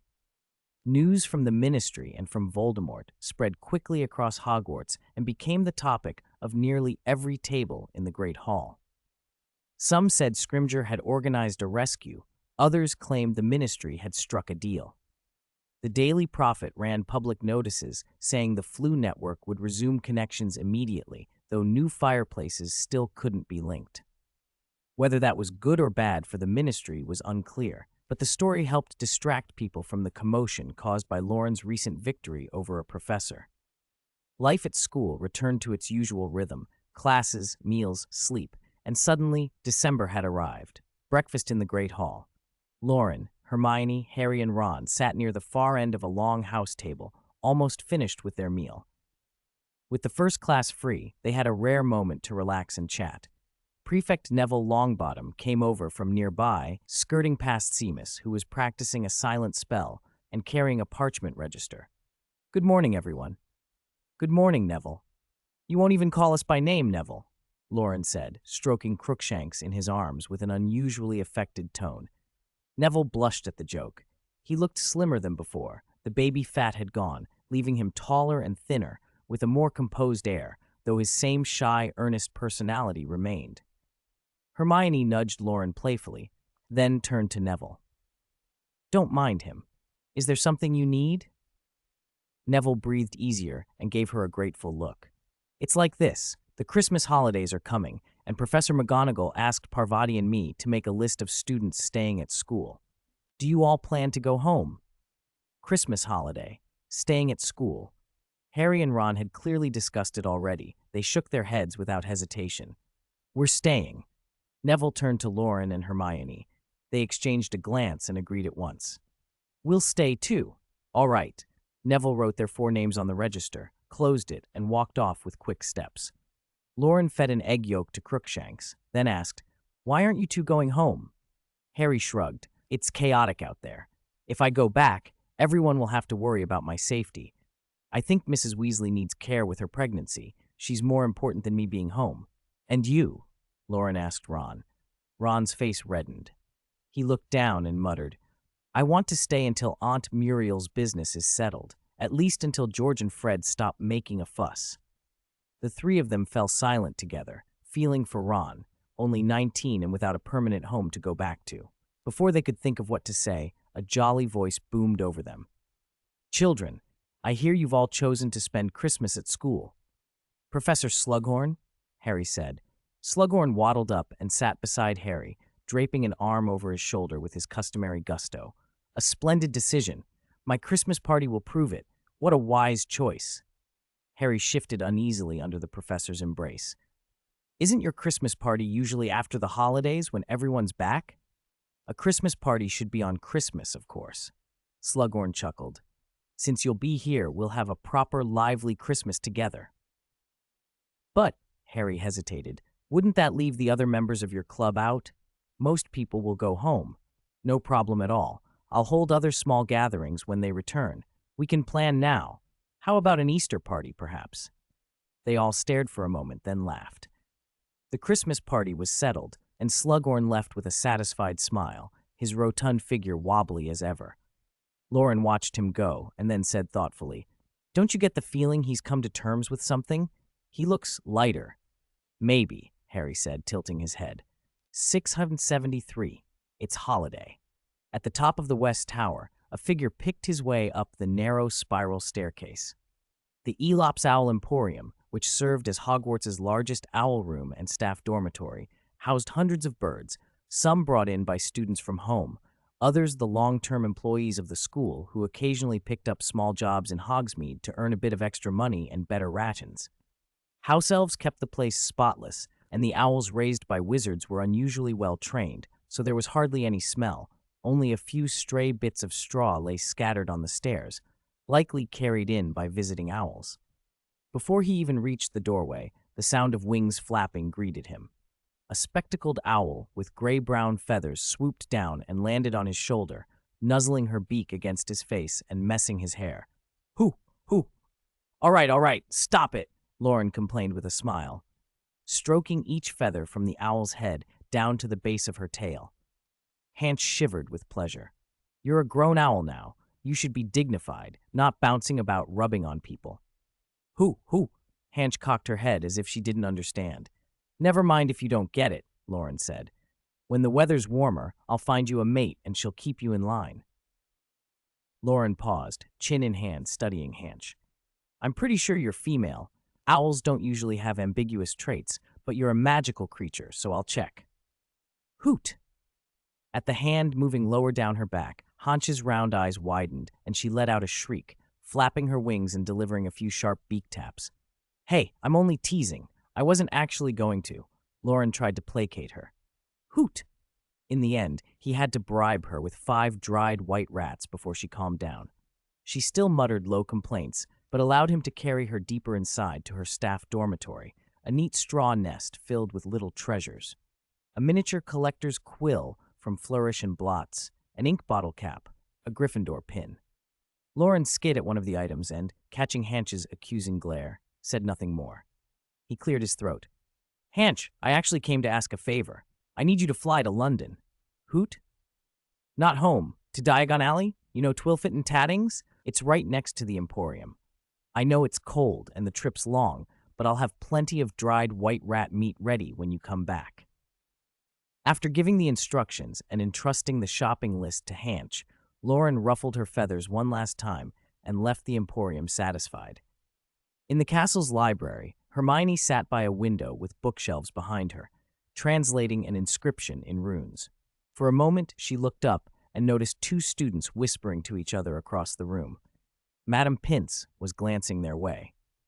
Hermione simply sighed and turned back to her work, checking the flow and whether some words could be replaced. At a nearby table, Harry and Ron sat side by side, textbooks and reference volumes spread out. Parchments from last week's assignments were stacked between them. After 6 years at Hogwarts, they'd become adept at pilfering homework, keeping their theft unobtrusive and avoiding drawing the attention of any academically inclined friends were as important as making the work acceptable. Ron pretended to read a reference book, then casually reached for Loren's essay and began copying the first half. The latter sections were too sophisticated for him. He cut and pasted, added textbook bits, trimmed the opening and ending, and shuffled things around until a presentable, middling essay emerged. He smoothed his parchment, feeling proud of his handiwork. He looked at Harry and prodded him. "Why are you doing your own essay?" "Oh, potion content was straightforward this week, and the Half-Blood Prince's notes gave me ideas, so I wanted to try writing it myself." Ron's face crumpled. He'd thought they were slackers together. Now his roommate was quietly getting better. His own accomplishment suddenly felt hollow. He decided to pare down the borrowed content and find extra material in the reference books to bulk the essay out, but his confidence wavered when he noticed Harry had already finished. Harry placed his quill aside, read back through his parchment, and looked pleased. Spotting Loren approaching, Harry handed him his essay. "Where have you been? You took ages. Help me look this over. Anything to fix?" Loren took the parchment, glanced at the empty seat beside Hermione, hesitated, then sat next to Harry and picked up a pencil. An analysis of similarities and differences between Bezoar and the universal antidote based on Gubrathian fire. He circled a few spelling mistakes as he read. You can replace much of the redundant description with more academic terminology. There's innovation here, but it's not systematic. You spend too much time on non-essential points, like that long aside about Gubrathian fire. Loren paused, then looked up at Harry. Are you using this essay to get close to Slughorn so you can probe him about the Horcrux memory? Harry grinned. What do you think of that idea? If that's the plan, don't revise this. Hand it in as it is. Ah? Then you can take the essay to him and ask for guidance in person. Much better. Harry's eyes went wide with admiration. A professor's mind was indeed useful, and he quickly wrote down every question Loren had just suggested, imagining how clever he would sound answering Slughorn's prompts. Seeing Harry grinning foolishly, Loren rose and went to sit beside Hermione. She had finished her translation and was checking the context. Loren draped an arm around her shoulder and peered at the page. Finished with your homework? Hermione, who only barely let him get away with distracting her, didn't shrug him off. Yes. Want me to proofread? No. Oh. Loren twined a strand of her hair around his finger. Where did I go that took so long? Hermione clipped her finished work into a folder, calmly replacing her quill. Where did you go and what did you do? I went to the Elops Owl Emporium. Hermione blinked. Why? To see Hanch. And why did you go to see Hanch? To have Hanch send a shopping order. Hermione halted, then stared at him. You went to send a postal order? I thought you meant to post a letter to Professor Bates. Loren gave her a smug look. Mail order, from a shop in Diagon Alley. Mail order what? Do I have to answer every question you ask? Hermione rolled her eyes and waved his hand away. Loren hurriedly added, I asked them to send my Christmas present. He looked at her, grinning. Hermione opened her mouth to press him further, but the amusement in his face warmed her and she let it drop, returning to organizing books and stationery. Loren continued anyway. It's being sent to Twilfit and Tattings. What could it be? Maybe a scarf, or some socks, or a robe, a coat. Hermione couldn't help but tap his advanced potion-making book on the table, more amused than angry at his antics.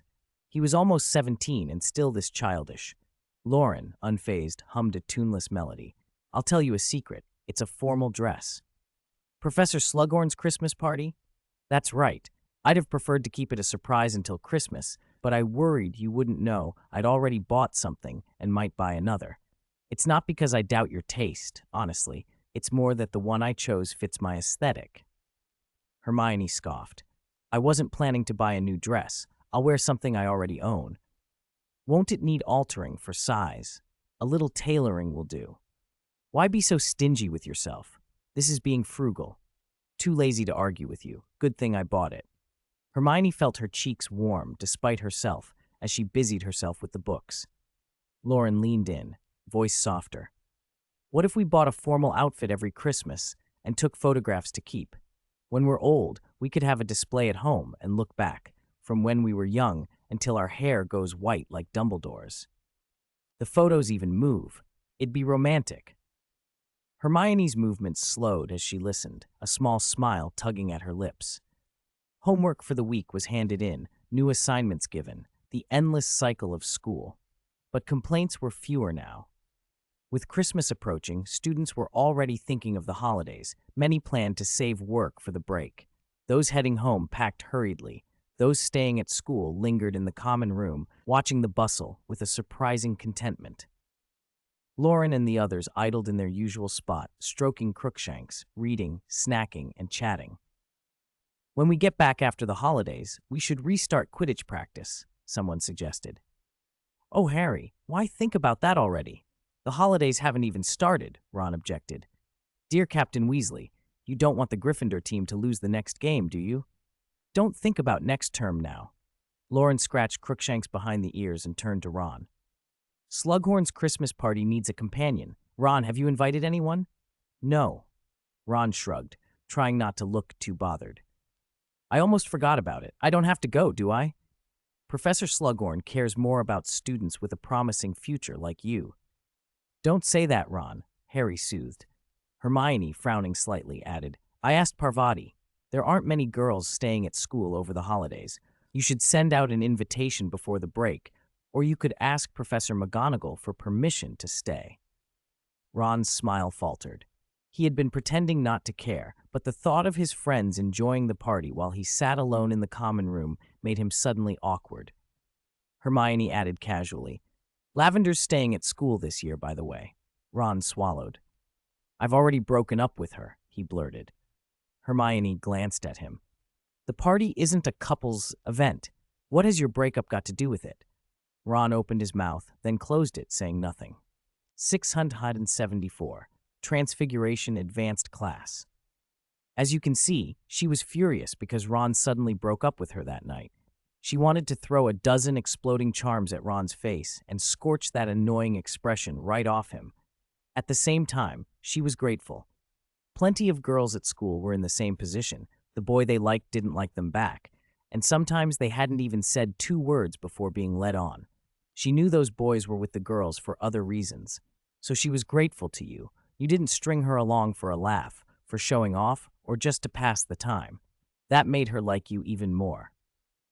Hermione sighed as she talked about her silly roommate. Ron sat frozen, his face blank. How can one person have so many different feelings at once? Their head would explode. You're so good at reading people. You should know not everyone has a teaspoon of emotion like you, Harry said, his expression complicated. He had felt those entanglements before. When he was infatuated with Cho Chang, he'd go distracted in Quidditch matches, thinking about all sorts of things, even while trying to snatch the snitch. When Cho smiled at him, he had even pictured names for their children, only to see her embrace Cedric the next moment. Harry shook himself, ridding his mind of the mess of memories. 2 people getting along doesn't mean they have to be together. Why not try being friends first? Ron didn't answer. He just stared at the candy wrapper on the table. Late December, Friday afternoon. Hermione sat in the second row on the right, beside Loren, who idly watched the winter sky outside the window. It was the last day before the holidays and the final Transfiguration lesson of term. The Advanced Transfiguration course covered cross-species transfiguration, human transfiguration, and permanent transfiguration. Professor McGonagall didn't recite dry textbook definitions. She drew on decades of teaching, guiding the students to think, to grasp the true meaning of transfiguration, and encouraging them to probe the essence of change. The very theme of the paper she'd been preparing, transfiguration from a cognitive perspective, redefining and remaking objects. If earlier years emphasized the practical application of spells with only a surface understanding of transfiguration's principles, the advanced class dove into foundations, raising the difficulty several levels. Flitwick's Charms course was similar in depth, perhaps even more so. The students complained privately that the professors had tricked them. Last year, they'd been told everything would be easy after passing their OWLs. Fortunately, most students in Advanced Transfiguration had already attended animagus training, where some core ideas had been introduced, laying groundwork for the later material. The class generally kept up, although each student absorbed and understood it to varying degrees. McGonagall didn't expect perfection. Much of this extended content wasn't on the NWET syllabus. She was building a research foundation. If even a few students wanted to pursue Transfiguration after Hogwarts, whether professionally or out of curiosity, they'd have a direction to follow instead of starting from scratch. Transfiguration is a truly magical art. With a flick of a wand, rigid, inanimate things can be made to move, to grow legs, to flap wings, to wag a tail. With another flick, living creatures can be robbed of their vitality. When a rational human is transformed into an animal, the wildness of instinct can overtake the mind and even touch the soul. What happens in reverse? Some students had a vague sense that Transfiguration touched on the essence of life and the mysteries of the soul. Beyond that lay a foggy, chaotic expanse.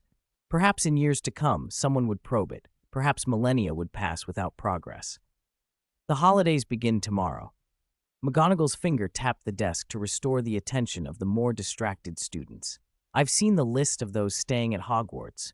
Most of you will be going home. There are some important points I must stress. The classroom quieted. The students all understood this was a serious moment. While you enjoy your holidays, protect yourselves. Don't give out your home address in public. Don't reveal your or your family's travel plans. Minimize outings. Remind your parents to be vigilant, to verify visitors, and to set up protective enchantments around the house. Although the ministry is currently unable to perform its supervisory functions normally and will not be issuing its usual notices, Death Eaters could locate you by means of the trace. Those under 17 should avoid casting spells outside Hogwarts if at all possible. Faces in the room from Muggle and mixed families grew serious. Some students took out paper and pens to record the safety measures. The room filled with the scratch of quills. McGonagall's expression softened. There's no need to be unduly alarmed. The situation isn't hopeless. Aurors at the Ministry won't be on holiday. They'll maintain basic order. Over the break, you may preview Apparition. When you return to Hogwarts, we will offer Apparition classes. Once you pass your test, you'll feel more confident facing danger. If you can't win, you can run. Excitement spread through the room. Can we sign up even if we're not 17 yet? After New Year's, it'll be the next year. The Aurors won't quibble over a few months. Any academic requirements? Can I sign up if I failed charms? You can sign up, but I wouldn't waste the registration fee, someone muttered. Laughter lightened the mood. After 6 years at Hogwarts, not many things still thrilled them. Apparition was one of the few. McGonagall listened to the chatter and found herself smiling. Judging the time, she closed her textbook and tapped it on the desk. This semester ends here. Tomorrow, you will board the train home. I wish you all a Merry Christmas in advance. A chorus of cheers answered her. When the bell rang, McGonagall gathered her book and left, while the students packed their desks and spilled out into the corridor, chattering excitedly in a disorderly swarm. Learning Apparition in advance saves dozens of galleons in registration fees. Tsk, Loren said, pleased, slipping his spotless textbook into his pendant. He glanced at Hermione's notes, the blank spaces filled with dense, intimidating handwriting. Hermione fell quiet for a moment, surprised to find she agreed with him. Saturday, December 21st, 1996. Loren came back from the owlery with a pleased smile. The parcel he'd ordered from Twilfit and Tattings had been signed for without a hitch. It had been larger than expected, though, and the carrier, an exhausted owl that had flown a long way, had been sulky about the extra effort. Loren had to put down double postage and quiet the bird with a few dried white rats before it would calm. He couldn't show the gift to Hermione yet, so after signing for it, he tucked the package into his pendant and hummed as he walked toward the castle. The hall was full of students leaving for the holidays, suitcases in hand, craning their necks toward the horizon where thestral-drawn carriages would arrive. Neville Longbottom stood toward the back, wearing a gray trench coat that came to his knees, smiling as he said goodbye. He had 2 cases beside him, his and Hannah Abbott's, trying to look composed and rather manly. Hannah usually stayed at school over Christmas, but this year she was going home for the Leaky Cauldron's holiday dinner. The old pub had been quiet and empty for a long time. Old Tom, like the furniture, had grown shabby in the neglect. Experienced witches and wizards knew that was never a good sign. Hannah and her family planned to turn up together this year to liven the place. Seamus and Dean stood nearby, expressions suddenly serious as they addressed Neville. Neville Longbottom, Seamus said, remember, you're not just going home for a family reunion. You're our eyes and ears for Dumbledore's army. If you hear anything about Voldemort or the Death Eaters from your parents, get in touch with us right away with the communicator. Neville looked helpless for a moment, then smiled a shy, earnest smile, his face finally losing the last of its childhood roundness. Loren came up behind them, teasing. Already leaving? The banners and streamers in the common room were hung with Prefect Longbottom's supervision. Aren't you going to stay and see them lit on Christmas night? I'll have to ask you all to enjoy them for me, Neville said. Prefect Longbottom's emotional intelligence has improved. He doesn't even blush anymore, Loren quipped. Neville didn't know how to answer and simply returned a bashful grin. In the distance, Loren spotted the Thestrals approaching and patted Neville on the shoulder. No more jokes. The carriage is here. Be careful. See you next term. You too. Take care of yourself at school. Happy Christmas in advance. You too. Rolf Scamander and Luna Lovegood were leaving with them.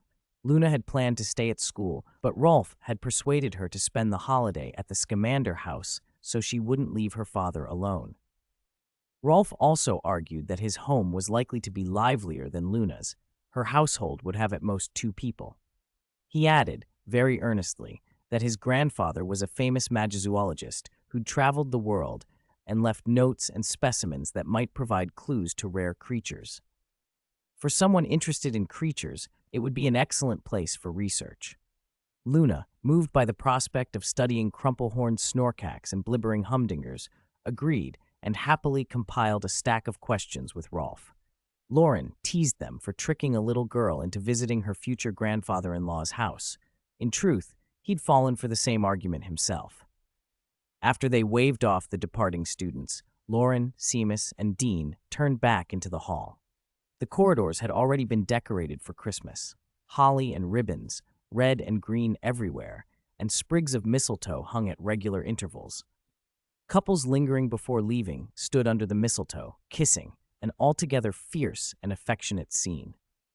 Loren watched with a mixture of amusement and instruction, picking up poses from Seamus and Dean. "Why aren't you two going home this year?" he asked. "I'm a half-blood. My mother feels safer with me staying." Seamus said, "I'm staying to keep Seamus company," Dean added.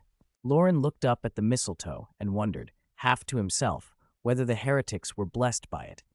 Seamus, oblivious, carried on cheerfully. "I wanted to stay the past 2 years, but I was afraid my mum would break my legs. Now it's brilliant. No matter what mad adventures happen over Christmas, we'll be part of them." "Exactly," Dean agreed. Loren burst their bubble. "You two aren't going on any adventures with Harry. The big plan this year is Slughorn's Christmas party, and you're not members of the Slug Club." Seamus and Dean froze, trading a look of wounded outrage. They happened to be under a particularly lush bit of mistletoe. Loren glanced up, and seeing an opportunity to avoid the awkwardness, quickened his pace. Further into the castle, towards the great hall, he walked past a closed side door and one left open with warm air spilling out. 2 students passed him, a familiar figure with pale blonde hair and a Slytherin badge, Draco Malfoy, who nodded in passing before going on to speak quietly with Theodore Nott. Loren watched them go and thought, this will be a lively Christmas. Inside the great hall, Hagrid had already set up the 12 Christmas trees that were a yearly tradition along the walls. Tiny enchanted fairies fluttered among the stars at the treetops, scattering glittering dust. House banners and mascots hung from the walls, colored paper cutouts brightened the windows, and candlelight reflected off gold foil to make the whole room shimmer. Students who were staying over clustered around the house tables, playing cards, chess, and sampling sweetmeats. Harry and Ron were engrossed in a wizard card game, using chocolate frog cards as their hands. Loren sat down beside Hermione. She looked up, but didn't ask where he'd been. Instead, she leaned her head on his shoulder and nudged him gently. "I'm not going home this year either," she said.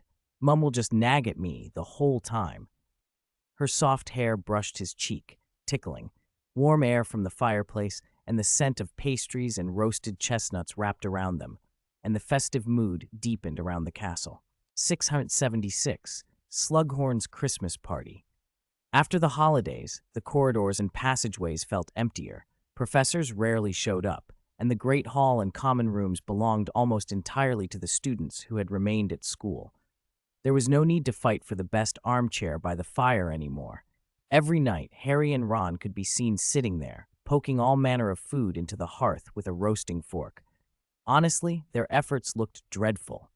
Their grilling was worse than Grops. The bread blackened to a crisp, the mushrooms shriveled into nothing, and the meat patties, unmarinated, unseasoned, were half raw and caked in ash. They didn't seem to mind and ate happily. The rule against casting magic in corridors had become more of a formality. Delicate, silky bluebell flames drifted about. Someone, for reasons unknown, had resurrected the warning charms from the Triwizard Tournament days, and after dark sparks often shot up in the courtyard like fireworks. Perhaps Dumbledore had given a wink, because the caretaker, Filch, didn't bother to stop them much.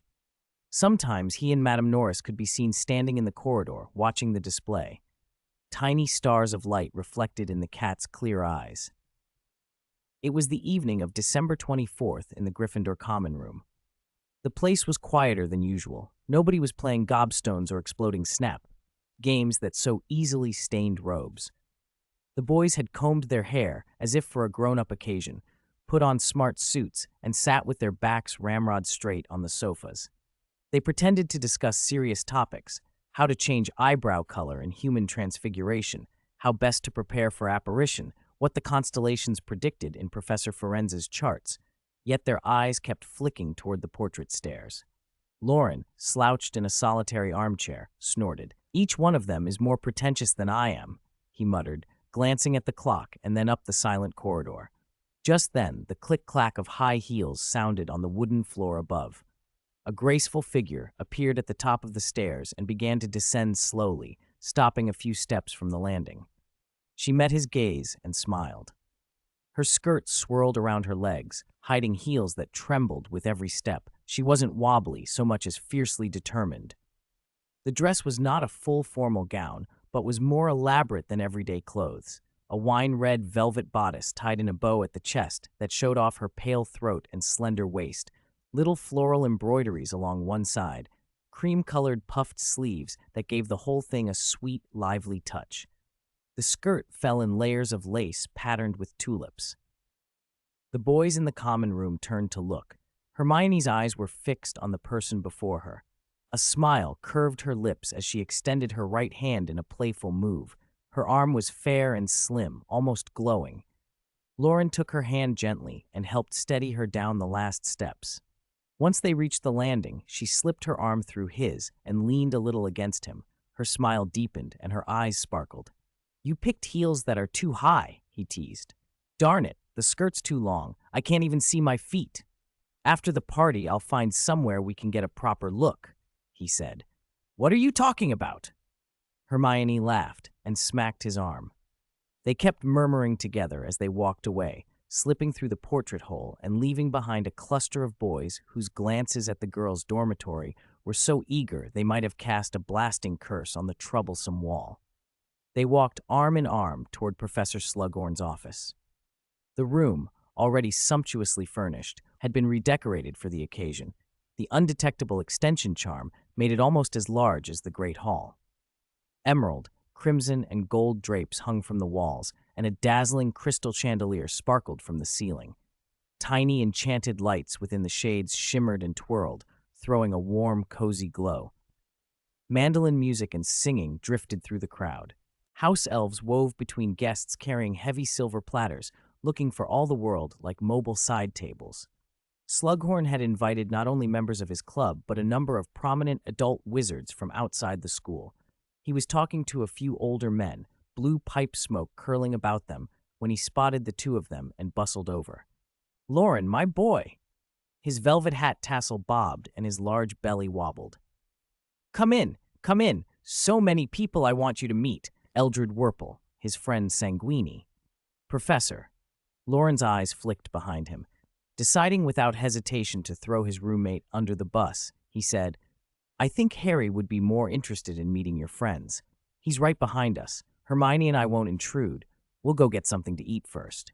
Slughorn's face registered mock disappointment. To be fair, he favored Harry. Loren was good, but hadn't yet done anything to merit that special introduction. Harry, by contrast, had been famous the world over from the cradle. "Ah," Slughorn sighed theatrically. "My dear boy, you can't imagine how much good you could do." "See you later, Professor," Loren said. "Have fun," Slughorn called after them. As they moved toward the food, Hermione leaned in, nodding toward the smoking group, and whispered, "Eldred Werple wrote the bestseller Blood Brothers, My Life Among Vampires. People say he has vampire blood." "Is it as popular as Lockhart's books?" Loren asked. "Probably not." "Then what's the point of it?" "But the one beside him does look like a vampire." Loren followed her gaze and found Sanguini, surrounded by a small circle of admiring girls. He was tall and thin, with an unhealthy pallor that looked almost worse than Lord Voldemort's. Deep, dark circles framed his eyes, giving him a constantly exhausted, sickly air. His magic was a weak wash of faded red, barely a whisper compared to even some sixth years. Not far off, Sanguini made a lascivious look at a girl's neck, and was promptly tapped on the head by the shorter, brisk Eldred Werple.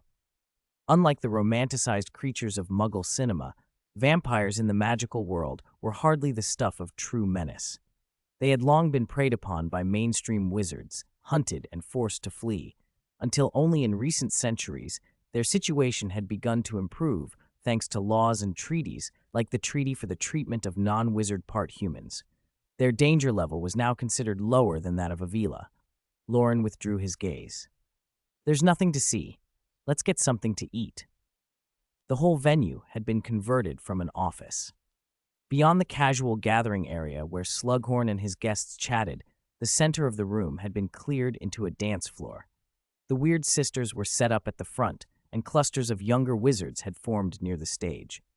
In keeping with their usual mischief, the band was playing A Cauldron Full of Hot, Strong Love, Celestina Warbeck's jazzy love song, hardly the sort of music the professor's invitation suggested.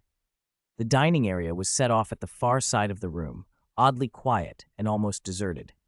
Loren and Hermione found a corner table with a clear view of the dance floor. Perhaps the kitchen was too distant for plate tapping. Here, food was summoned by waving for a house elf or by serving oneself from long tables laid out at the front. The spread was mostly dainty, luxurious hors d'oeuvres, pan-seared foie gras, baked escargots, bouillabaisse, and a whole row of lobsters on ice, their backs split to show gleaming white meat. There was no bread or anything to fill the stomach. Even the desserts were small, the sort of confection Loren could eat 5 or 6 of in one go. Everything screamed opulence, very much in the style of a potions master who liked to be admired. If Slughorn wasn't trying to show off, Loren didn't believe it. "Want anything?" he asked. "I'll eat anything," Hermione said.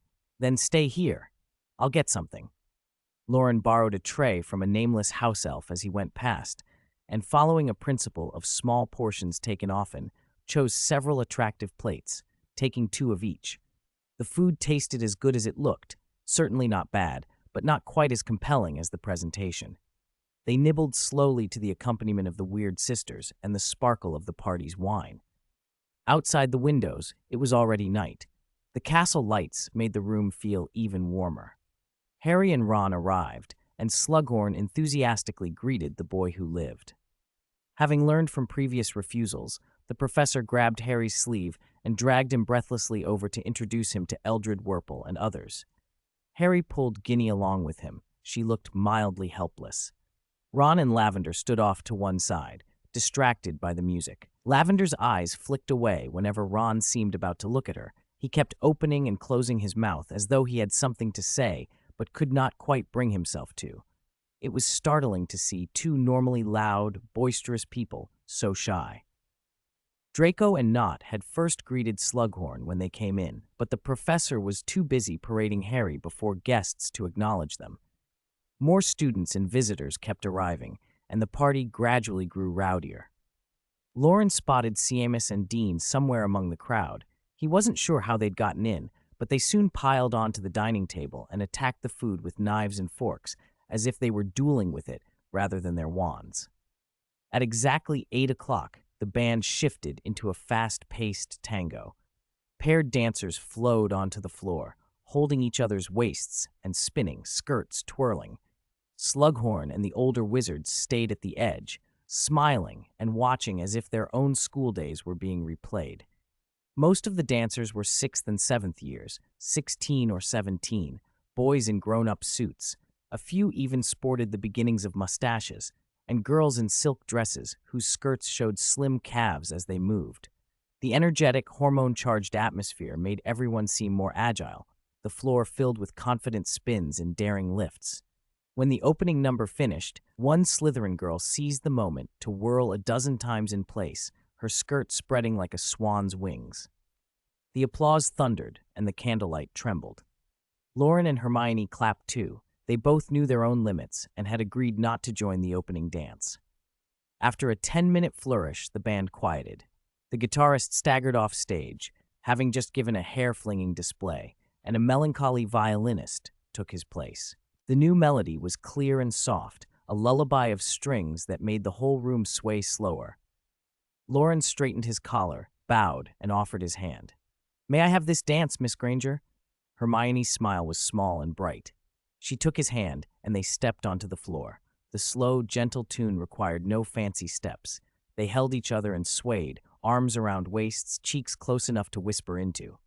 The wine and the closeness warmed them both. They'd been dating for 2 years. Moments like this weren't unfamiliar, but the combination of the music and the perfume of fermenting grapes made everything feel softer and more urgent. Hermione found herself wondering whether they should kiss when the music stopped, but not here, not with everyone watching. That thought made her blush instead of deciding anything. Her gaze lingered on Loren's lips. They were a little thin and well-defined, slightly red and shiny from the velvet ice cream he'd been eating.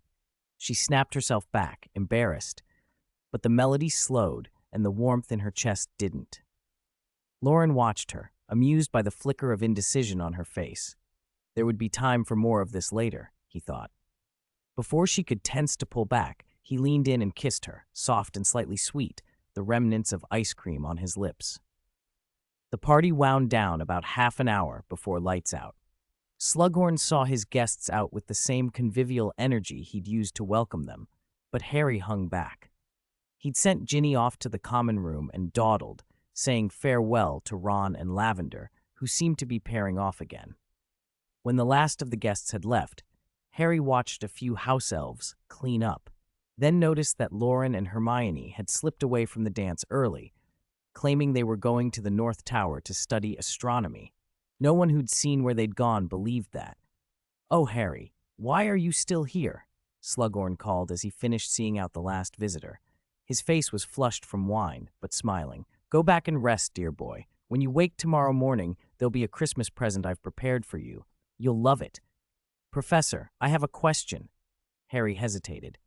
"About last week's essay. I think it could be improved." "Ah, Gubrathian fire. Yes, my dear boy, for your age." Slughorn brightened, then paused and glanced around, as if remembering something. "There are some things we might tweak. Perhaps we could work on it together and submit it after the holidays. One of the guests tonight was an editor, you know." Harry listened politely, offering the right expressions of awe. It pleased Slughorn, whose walrus mustache trembled with laughter. "No rush, Harry. Come by tomorrow." "I have one more question that won't take long," Harry said. "Ask quickly, then, dear boy." "Professor, do you know anything about Horcruxes?" At the single word, the room between them seemed to contract. Slughorn went suddenly pale, the affable creases around his mouth smoothed into alarm. He fumbled for a handkerchief, dabbing his forehead as though he might faint. "What did you say?" "I asked whether you know about Horcruxes," Harry repeated, steady. For a moment, Slughorn's gaze darted to the doorway, and then back to Harry, his expression unreadable and panicked, as if shame and fear and guilt were racing behind his eyes. He muttered, half to himself, that Dumbledore would already know and that Dumbledore wouldn't have allowed Harry to come to him.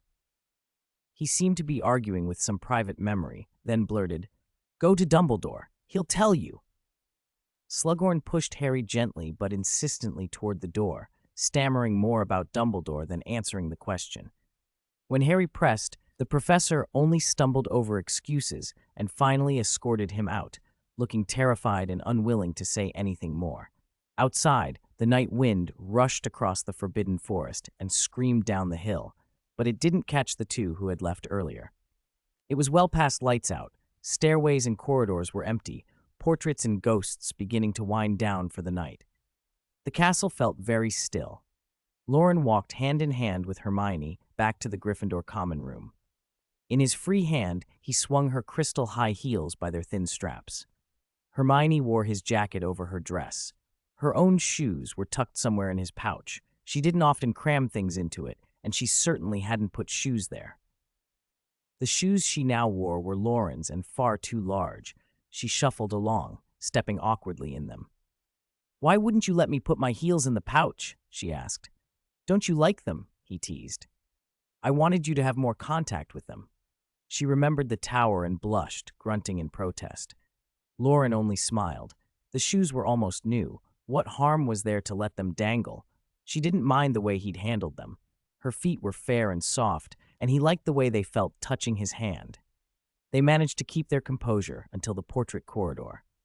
As they reached the next corner, Hermione lunged to snatch her shoes back, and Loren, stubborn and mischievous, refused, prompting a playful scuffle and chase right up to the fat lady's portrait.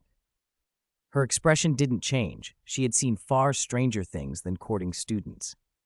That was how couples were, she seemed to say, Holidays were for being close. 678.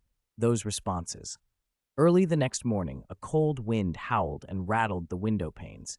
In the Gryffindor boys' dormitory, the warm air hummed with Loren's voice. What does Professor Slughorn mean by telling me to go to Dumbledore? Isn't that just the headmaster telling me to find some way to get his memory? Loren's roommates were still half asleep and made no answer. They had heard variations of the same question all evening. More exciting than Slughorn's forgettable memory, the piles of gift boxes at the head of their beds were what really mattered. Drawn by the presents, several boys threw off their covers, sat cross-legged on the carpet, and began unwrapping. Loren tapped his wand, and the colorful boxes hopped into a neat row at his feet. The tangled ribbons unrolled themselves to reveal gifts and cards. Dumbledore's storybook, Mrs. Weasley's hand-knitted sweater, Neville's box of snacks, Christmas traditions all. His friends and classmates knew his tastes, so most of the packages were food. Honeyduke sweets, Mrs. Weasley's Christmas pastries, crispy peanut brittle, and dried fruit sachima made by Wheat, Sparkle, and Dobby with ingredients they had scraped together from their own wages. Loren blinked when he unwrapped a potions textbook. He'd exchanged gifts with Snape in past years, but he hadn't expected the professor to find time for a present now. He felt a small, unexpected warmth. After a moment's thought, he pulled out his communicator and sent a tentative greeting. Loren, Merry Christmas, Professor Snape. No reply. He waited, then switched to another device and sent a different message. Good morning. Say Merry Christmas to me quickly. Merry Christmas. His girlfriend was as considerate as ever. Loren smiled, put his communicator away, stretched, and went to wash up. Hermione's gift. He'd already worn that outfit yesterday. They were like an old married couple. Nothing dramatic there. In the Gryffindor girls' dormitory, Lavender sat at her mirror doing her makeup and declared lightly to Hermione, Ronnie and I are back together. Hermione listened, bookish and quiet. Lavender held up a summer dress. Those boys are always so casual. You know Cormac McLaggen? At the start of the year, he tried to take Parvati to Hogsmeade. When she said no, he asked Padma. But last night, I saw him kissing a Hufflepuff. Ronnie's different. He respects me, and he respects love. Maybe my sudden confession flustered him, so he dated me vaguely at first, but he got clear about what he wanted. He said we can start as friends, take it slow, get to know each other. We'll be together again. What do you think, Hermione? Lavender asked. Hermione, who at that moment missed Parvati, who had gone home for Christmas, forced a dry laugh. I know a use of the bubblehead charm that can stop you getting frostbite, but really, it isn't the best weather for a dress. Lavender laughed, a little sharp. You're all Professor, Hermione. That's not the point. Hermione felt helpless. I'm not much good at this. You're not. Lavender's smile faltered. She replaced the dress with a warm cashmere sweater and a fleece-lined wool coat. Hermione breathed more easily and slipped out, toes quiet on the stairs. Lavender called after her, her voice oddly tender. You know what, Hermione? You're very lucky. There was an awkward silence in the dormitory. Hermione had never needed to answer something like that before. She wanted to comfort her friend, but didn't know how. Lavender chose a scarf, and Hermione gave a brief, dry goodbye before hurrying downstairs. In the common room, Hermione slowed as she sank into a sofa. New logs crackled in the fireplace, the flames spreading a welcome heat through the room, while the grounds outside lay silver with frost. Watching the fire, she let her thoughts drift until the snap of a log woke her. She realized she hadn't brought a book to read, as she usually did in the mornings. How had that habit started?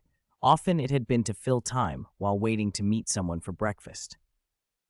Sometimes she arrived late after a night of reading to find Loren already waiting downstairs. He'd check her eyes for redness, and if he thought she'd been up too late, scold her like a mother and fumble at her hair until his fingers stopped pulling too many strands. Thinking of that made her smile, a warm glow spreading through her. Footsteps came and went, the common room filling up with students greeting one another. Her locket's goblin silver coin vibrated twice in her pocket. She took out her communicator and sent a quick holiday reply to the brief, odd message it showed. A few minutes later, familiar footsteps creaked on the wooden stairs. She looked up and saw Loren's figure and felt again how lucky she was, and how carefully she returned that luck. Down the corridor, the portraits were loud with "Merry Christmas," a pastime, and a prank. Loren, serious-faced, answered them as if he expected it, sometimes using names and nicknames. The paintings laughed at being recognized. Beside him, Hermione took his hand, and he looked over at her, slightly distracted. "So only Neville from your dorm went home?" Hermione asked. "Yes." "That's nice." "What's so nice about it?" Loren grumbled. "Harry was whining about Slughorn and Dumbledore all night, still whining this morning." "About that memory?" "Yeah, I don't know what Dumbledore's plan is." Loren paused, then decided to act. "After breakfast, I'm going to the headmaster's office to talk to him. Do you want to come?" "I'm heading to the kitchens to see Wheat and Sparkle. Then I want to find Professor Burbage to swap ideas." "I'm hurt. I'm not even as important as a house elf in your plans." "Nonsense," Hermione said and punched him lightly. In Dumbledore's office, Loren dropped a sugar cube into his teacup. The Darjeeling tea was the good stuff, fragrant and expensive. Adding sugar would be considered rude by some, but Dumbledore lifted the cube and put a second one in with a satisfied smile. "Did you like the Christmas gift I sent you?" Dumbledore asked. "The storybook?" Loren said. "It was called Oops, I Transfigured My Foot, right? I haven't read it yet." "Not exactly a storybook, more a play. A 15th century French wizard wrote it. The plot hardly matters. One famous performance nearly burned down the theater, which made it notorious." Dumbledore chuckled at Loren's wrinkled nose, then turned serious. "You didn't spend Christmas with Hermione and rushed to see me. Is there something you need?" "About Professor Slughorn's memory. Harry tried last night." Loren related the events, choosing his words carefully. "I might be able to give you some information, but I can't say where it came from." Dumbledore smiled, indulgent. "I don't need to understand everything. I'm not the sort of old wizard who demands to know every source." "Good," Loren said. "There's something else. Lord Voldemort made 6 Horcruxes in total." "I know," Dumbledore replied. "You do?" "He believed 7 was a magical number. He made 6 Horcruxes and, counting his own body, split his soul into 7 pieces." Loren's surprise must have shown. Dumbledore told him, "Horace Slughorn came to me after the attack on the Ministry, very shaken. That night, he entrusted me with that memory." "No wonder Slughorn sent Harry to you," Loren murmured. "Oh, I forgot to tell Harry that myself." Loren narrowed his eyes, studying the headmaster. He suspected Dumbledore had a plan, guiding Harry, teaching him to face hardship. "There's more. The last Horcrux that hasn't been destroyed is a living one. He deliberately rooted part of his soul in a living creature." Dumbledore's expression didn't show the shock Loren expected. Behind his half-moon spectacles, his blue eyes went thoughtful. "That matches certain conjectures I've had. Sometimes I think 7 had a meaning for him." He let his gaze rest on Loren. Diary, ring, locket, goblet, Ravenclaw diadem, and the living Horcrux, 6 plus his own soul fragment. And yet Lily's sacrificial protection, the rebounded killing curse, created an extra, unforeseen fragment, Harry, shaping everything that followed. A clear cry from Fawkes broke their reverie. Dumbledore stood, then spoke, musing aloud. "I remembered something. Voldemort and the werewolf stayed in Ilvermorny for some time. Perhaps they were working on that living Horcrux there." "You're not going to press me about where I heard this?" Loren asked. "I am curious, of course," Dumbledore admitted, "but I know you don't wish to speak of it now. I won't press." "Why not?" Dumbledore looked at the young wizard and remembered the first time Loren had come to his office 6 years ago with unexpected news. "Trust has many roots. Because you oppose Voldemort, because you want to help Harry, because you've always trusted me, and perhaps because of my eccentricity." "Because you are Loren Morgan," Dumbledore said softly. Number 4, Privet Drive, Little Winging, Surrey. The Dursleys were in full Christmas swing. Petunia had pulled ingredients from the fridge early and was following television recipes for the family dinner. Vernon wandered into the kitchen now and then to perform small, officious tasks. The soup had been simmering since morning. Dudley, nose twitching at the smell, found it hard to focus on his games. To placate him, snacks that were usually restricted were set out with indulgent abandon. On such a splendid day, the Dursleys were especially pleased. A sharp knock sounded at the front door. "Who could that be?" Petunia asked, drying her hands on a towel, puzzled. She opened the door, and her eyes widened. You. 679. Other People's Christmas. Severus Snape's dim gaze fell on the middle-aged woman's face, unconsciously searching for traces of Lily. They were blood sisters, after all, and some resemblance was inevitable. He could not, however, picture Lily at this age, so he found no familiar shadow in Petunia, not even in her eyes. Long time no see, Petunia Evans. Or should I say, Mrs. Dursley now? His low greeting cut through the cold winter air and tugged at something in the woman's memory. Decades later, Petunia could still recall the first time she had seen this boy, and the day she learned her sister was a witch, that the power Lily wielded had a name: magic. It had been a sunny afternoon. The Evans sisters had slipped into an almost empty playground to swing. At the highest arc of the swing, Lily had let go, and by some strange, wondrous force, flown into the air. She didn't crash onto the asphalt. She spread her arms and glided like a bird, hovering for a long, laughing moment before landing lightly. "Lily, don't do that. Mum told you not to," Petunia warned, the irritation in her voice betraying a tremor of something else: jealousy, fear. "Mum said you can't do that, Lily." "But I'm fine, Petunia," Lily giggled. "How did you do that?" Petunia's green eyes were open with envy. "I don't know," Lily said. Then a boy in odd clothes appeared, seemingly from nowhere. Dirty hair, scrawny, poor manners. "Isn't it obvious? You're a witch." A cold wind moved through Privet Drive. From behind the Dursleys' door, the smell of dinner drifted out. Even without using legilimency, Snape could read the images that flickered through Petunia Dursley's mind. He remembered what she had been when she was young, Petunia Evans, secretly longing for magic while outwardly scorning it. So tormented by desire, she had come to hate those who could have what she could not. "I know who you are. You're that little boy from Spinner's End, from a filthy place by the river. Snape, right?" she spat. "Bad boy, liar. There's no such thing as Hogwarts," she added, breathless. "What are you wearing? Your mother's clothes? How ridiculous. You don't need to go find Dumbledore, Lily. Do you think I want to go to some absurd castle to learn to be a monster?" Her words were sharp. "Hogwarts? A school for monsters? You and that boy. Freaks. It's better you're away from normal people for our safety." "Do you think I want to be a monster? You wrote to the headmaster?" I didn't beg him." "You read my letters? That's my privacy. How could you?" "You two monsters snuck into my room." "Monster?" Petunia in Snape's memory was always short and severe. Jealousy warped into hatred of wizards and magic. She hurled insults and curses at him. Time had smudged the sharper edges of those memories. What remained most plainly was Lily's simple, aching defense. "She's my sister." Petunia's hand tightened on the doorknob, her voice trembling though she forced a hard tone. "How did you find us? What do you want?" "Relax, Mrs. Dursley. I'm here to collect something." "What?"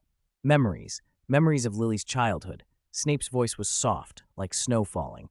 Petunia's gaze unfocused, her expression dulled, and she slipped into a strange, brief blankness. An ordinary reverie in which Snape asked if she had any wishes.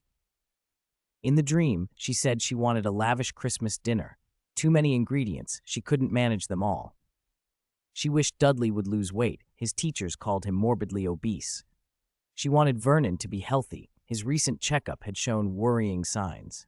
A few minutes later, a cold breath of wind brushed a snowflake across Petunia's cheek, and she blinked back to awareness. She looked around the empty street, frowning, thinking she must have been tired, and fainted. She closed the door and went into the kitchen, and stopped. Everything was ready. Vegetables and fruits were chopped into neat, uniform pieces, arranged on the board. The turkey and steaks were already marinated to the perfect color. Petunia rubbed her eyes and realized she was holding something she had not had a moment before: a small, transparent glass potion bottle. Godric's Hollow at dusk glittered with holiday lights. Golden street lamps burned. Houses and shops wore Christmas decorations. Villagers bustled and laughed. No one noticed the cloaked, hooded figure moving quickly through the snow, leaving no footprints. Snape passed shops and alleys and paused before the little church whose stained glass threw jewel-toned light into the night and through which carols faintly echoed. In the church square, an obelisk carved with names seemed briefly to resolve into three statues: a disheveled, unsympathetic man, a beautiful woman with flowing hair, and a baby. Snape had not wished to look at the couple. His peripheral vision, stubborn as ever, caught sight of that baby, forehead unmarked by any lightning scar. He slipped around the church, through a narrow door and along a path of hard, icy graves. Snow fell in a soft carpet, bare, frosted shrubs scraped at the air. The stained glass sent colored pools across the snow, softening the cemetery's chill. He waited. He waited for the snowfall to thicken, the carols to end, the sky to go fully dark. Perhaps he was merely postponing the moment he dared not otherwise face, not daring to disturb that rest. Eventually he exhaled, stepped into the graveyard, and walked toward the innermost row, his eyes sweeping over stone after stone, the Abbotts, the Dumbledores, the Ignotuses, and finally the Potters. Lily Potter, born January 30th, 1960, died October 31st, 1981. Late December air filled his lungs. His heart beat steady and unremarkable. No raw grief, no emotional convulsion. Only the cold made itself known. "I visited your sister," he muttered to the quiet. "She's turned into a housewife." He stopped himself from saying worse. "She thinks of nothing but that fat family, father and son. She's lost the cleverness she had as a child. I left her a bottle of potion, laced with toad feces." He said it with a strange, dry calm. "Second-year potions, nothing more. It will curb the Dursleys' appetites." He thought of Voldemort's resurrection, bone of the father, blood of the enemy, flesh of the servant, and how he had improved on the ritual. "I made the ritual cleaner, without the taint of dark magic." He tried to sound practical. "I won't make you wait long." Snow settled on his black cloak like a white fur stole. The cold seeped into him and numbed the emotions that sought to rise. He drew his wand and touched the top of the grave. The earth behind the headstone cracked, a fine dust rose at his command, and drifted into the transparent glass bottle he held. Number 12, Grimmauld Place. Its kitchen was warm and loud. "Tonks's Patronus turned into a wolf? It actually turned into a wolf?" someone asked, incredulous. "If you ask again, I'll shove this cabbage in your mouth, take a picture, and develop it with potion," Lupin snapped, waving a cabbage like a threat.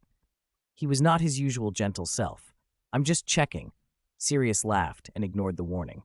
"The Patronus is a magical charm. People think the shape of a corporeal Patronus hints at something inner. Patronuses can change. There are precedents. Want to hear them?" "My grades in both charms and history of magic beat yours," Lupin shot back. "The Blacks have more books. I can find more cases." Sirius grinned. "Thanks, but no thanks." Lupin chopped the cabbage with exaggerated force. "Fine, I'll talk to Tonks myself." Lupin's quick, guarded gesture with the small knife made Sirius flatten his lips and fall silent for a few minutes. It didn't last. Sirius soon nudged the subject back to Patronuses. George and Fred sat by the hearth, amusing themselves by lighting doxy tail hairs and waiting for the ghastly smell, swatting the air as if to keep their mother from detecting it. Bill and Fleur planned wedding details, where to spend Christmas, when Bill would visit Fleur's parents in Paris. Percy and Charlie, tucked in a corner, worried over delayed ministry work and dragon trade. Mrs. Weasley moved near the stove in a flurry, apron skimming like a dancer, humming along to the radio while glancing at the kitchen sink where the idle men fussed over Brussels sprouts. The red curtain in the hall was pulled back to reveal the portrait of the Black Matriarch, placid all day with no shouting or indignation. Snow fell silently outside. Celestina Warbeck's holiday broadcast filled the house with song. Christmas again. At the leaky cauldron, Hannah Abbott, nose wrinkled at the beer's scent, set a glass on the bar. Old Tom took it in a grateful gulp and relaxed visibly. The pub's back door opened onto a muggle street and led inward to Diagon Alley and beyond to Nocturne Alley. Business had been thin, with tensions high in the magical world. Fewer wand-wielding customers came to drink and gossip.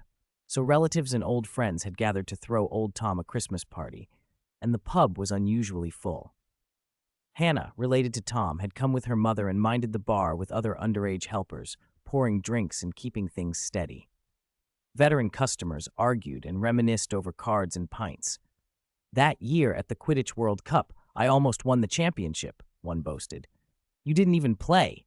You sat on the bench," another jeered. "Almost says it all." Old Tom's pub smelled of ale and roasted meat, voices and laughter.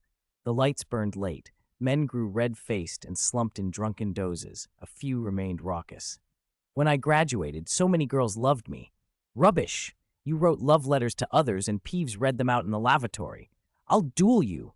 The last standing customer was toppled by old Tom, who then turned to his family and belched.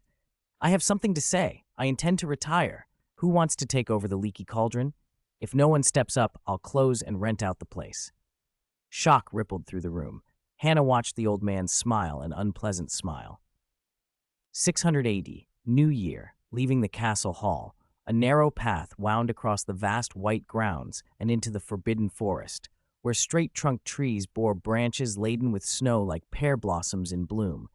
The trail into the forest stayed reasonably passable because the gamekeeper, the care of magical creatures professor, didn't take holidays and patrolled it daily with his hound. At the start of the new year, the gamekeeper's hut looked unchanged. Its roof was a soft, white blanket of snow. A neat stack of firewood sat in the yard, and the pumpkin patch beyond lay bare and frozen, marked by the coldest time of the year. The light crunch of Loren and the others' boots on the snow startled the hound inside, and a flurry of barking followed. The wooden door creaked open, and Fang, impatient, pushed his way out and circled their legs, rubbing against them until they could feel the dog's strong muscles and eager warmth. Warm breath steamed from his mouth into the cold, but the short-haired dog seemed oblivious to the weather, tirelessly weaving back and forth. Loren nudged Fang's belly and rump with his instep, urging him back inside. Hagrid! Hagrid! You're here! So early. I thought you'd be sleeping in. Someone slept in and missed breakfast, so they dragged us over for an early lunch, Hagrid said, and Loren shot a teasing look at the two beside him before naturally sitting at the table, picking up the kettle and pouring hot tea to chase off the chill. What are you making for lunch? Need any help? No need. Hagrid's voice rumbled. He might have been nearly 70, but his giant blood lent him a vitality that hid his age. His thick hair and beard masked most of his face, and his eyes crinkled in a clear, bright smile. Who would have thought he was the same age as Mr. Bates? He kneaded meat and marinade in a wooden basin and called out in that rough, powerful tone, Today, I'll let you try what Grop and I can cook. Bet you'll be surprised. Grop? Aye, Grop, Hagrid said with a proud grin. He's settling in here. His speech is getting better. He's a different fellow now.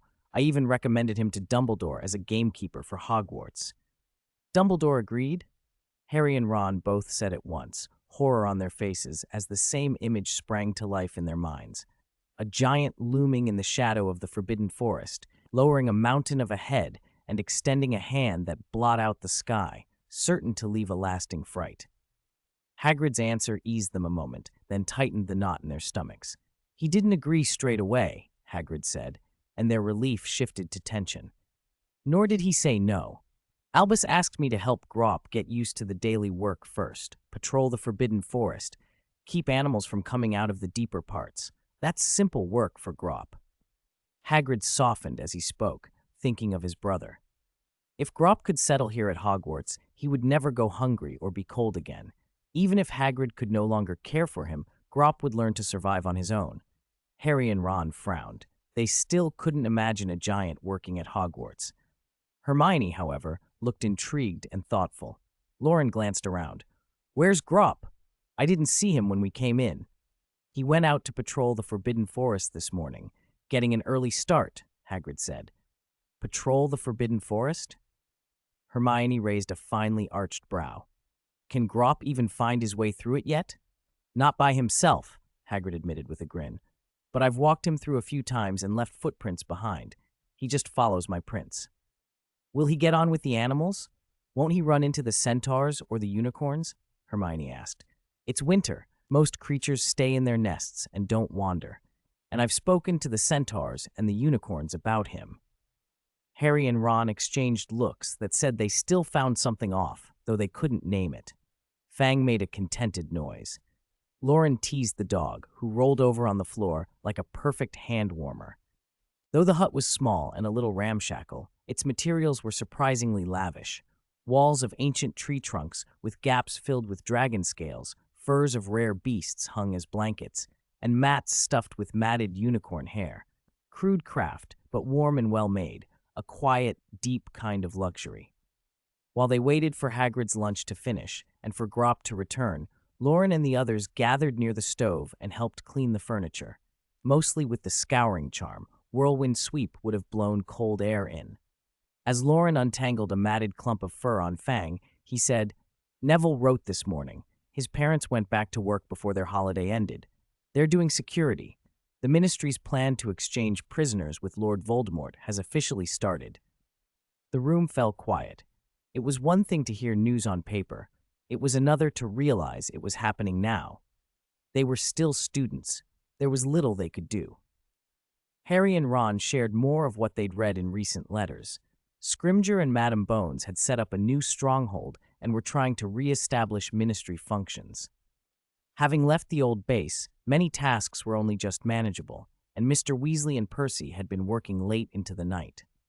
With Greyback's Werewolf organization broken up by the American Magical Congress, Lupin's job had eased. Given the peculiar nature of being a werewolf and the looming war, the Ministry was relocating many werewolves to prevent them from being swayed by Death Eaters.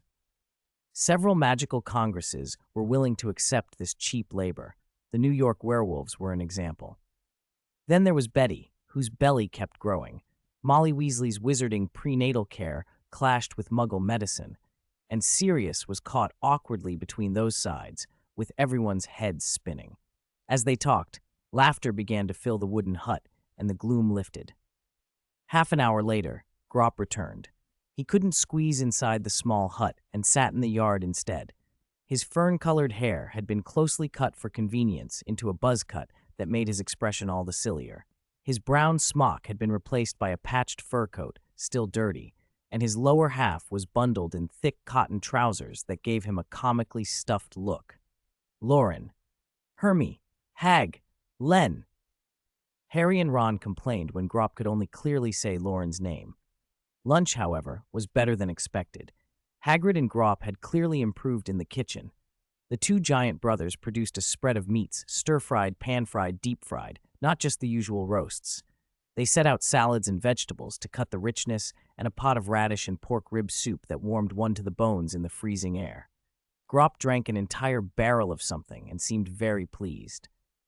Moonlight silvered the snow that night. The manor that now served as the Ministry's temporary base in Devon was ringed with sneakoscopes and faux glass. Muggle-repelling charms and countless protective spells hovered in layers above the ground. Snowflakes fell, and the invisible magical barrier rippled faintly. Apparition noises echoed as Aurors came and went, their sleeves still cold when they left after reporting in. Many wealthy pureblood family mansions and estates clustered in Devon. Scrimgeour's choice of base reflected both safety and opportunity. Releasing Death Eaters in exchange for Ministry employees could, with the right pressure, produce ransom from influential pureblood families, funds the Ministry sorely needed. To reduce risk, exchanges were split between locations. St. Mungo's Hospital received a batch of employees, while Devon released a batch of Death Eaters. Another group of lightly injured employees gathered in a side hall and sat around a round table. Madame Bones, gaunt and bearing the shriveling effects of Crucio, surveyed them. Despite everything she'd endured, her voice remained steady when she spoke. "I know what you've been through these past months. I endured it too. But you are luckier than I was. At least you weren't personally tortured by that infamous Dark Lord." Her words gave the group a small, shaky relief. "That crimson Crucio haunts my nights. I know it haunts yours." She paused and looked at those newly freed from imprisonment. Fear still lingered in their eyes. "But we can't rest yet. Many colleagues did not come back that night. We must protect their families, our families, and those wizards who still trust us. So pull yourselves together as quickly as you can. The caseload piled up these past months needs the Department of Magical Law Enforcement's attention. Numerous international and trade matters await. The flu network and port keys must be managed by transportation. Hogwarts needs apparition training classes. Remember, the Ministry of Magic is not that building. It is us." Bertha Jorkins in the crowd stroked the scar on her arm, and the hall fell quiet. The first Monday of 1997, Professor McGonagall, carrying a thick sheaf of documents, knocked at the headmaster's office. The room smelled faintly of hot tea. Two old men sat opposite each other at the desk, absorbed in a chessboard where two knights, one black and one white, were locked in a rude scuffle while the portraits of past headmasters cheered them on. Professor McGonagall stopped, then stepped forward. Headmaster Dumbledore, Professor Bagshot, good morning. Good morning.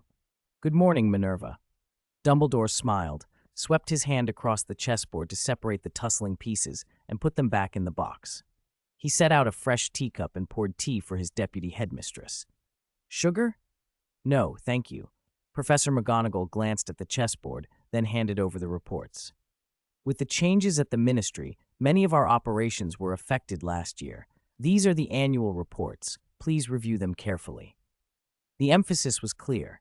Grindelwald suddenly seemed fascinated by the patterns in his tea leaves and studied them with the solemnity of a diviner. I will, Minerva. Dumbledore put the reports aside and looked at the rest of the papers. And these are letters from parents, McGonagall added, passing along a stack. Mostly from parents of Muggle-born and mixed families. They've heard news about the Ministry and the Death Eaters and want assurances about student safety. They have requested personal replies from the headmaster. Dumbledore considered for a moment. Minerva, you are, in many ways, the head of Hogwarts. Deputy Headmistress, McGonagall said with force, slapping the letters down. I must remind you, Albus, you need to reply to the parents before the holidays end, or some students will miss the opening feast. I will, Dumbledore sighed. Anything else? Give it to me all at once. This is next year's income assessment and budget. Professor Sprout and Firenze have applied for special teaching aids. Rolanda says the Quidditch quaffles need replacing. Poppy requests a supply of reserve potions. The old ones have expired. Severus used to help brew them, but with things as they are, we can't trouble Horace. He's getting on. After McGonagall left, the headmaster's office fell quiet. The portraits regarded the scene as if watching a good show. Dumbledore looked over the pile of papers with a long exhale. Then his gaze drifted to the Defense Against the Dark Arts professor sitting opposite him. Gellert, would you? Ahem. I must get back and prepare my lessons, so I won't detain you, Grindelwald said, setting his teacup down and rising with graceful politeness. Dumbledore sighed softly. When can I retire?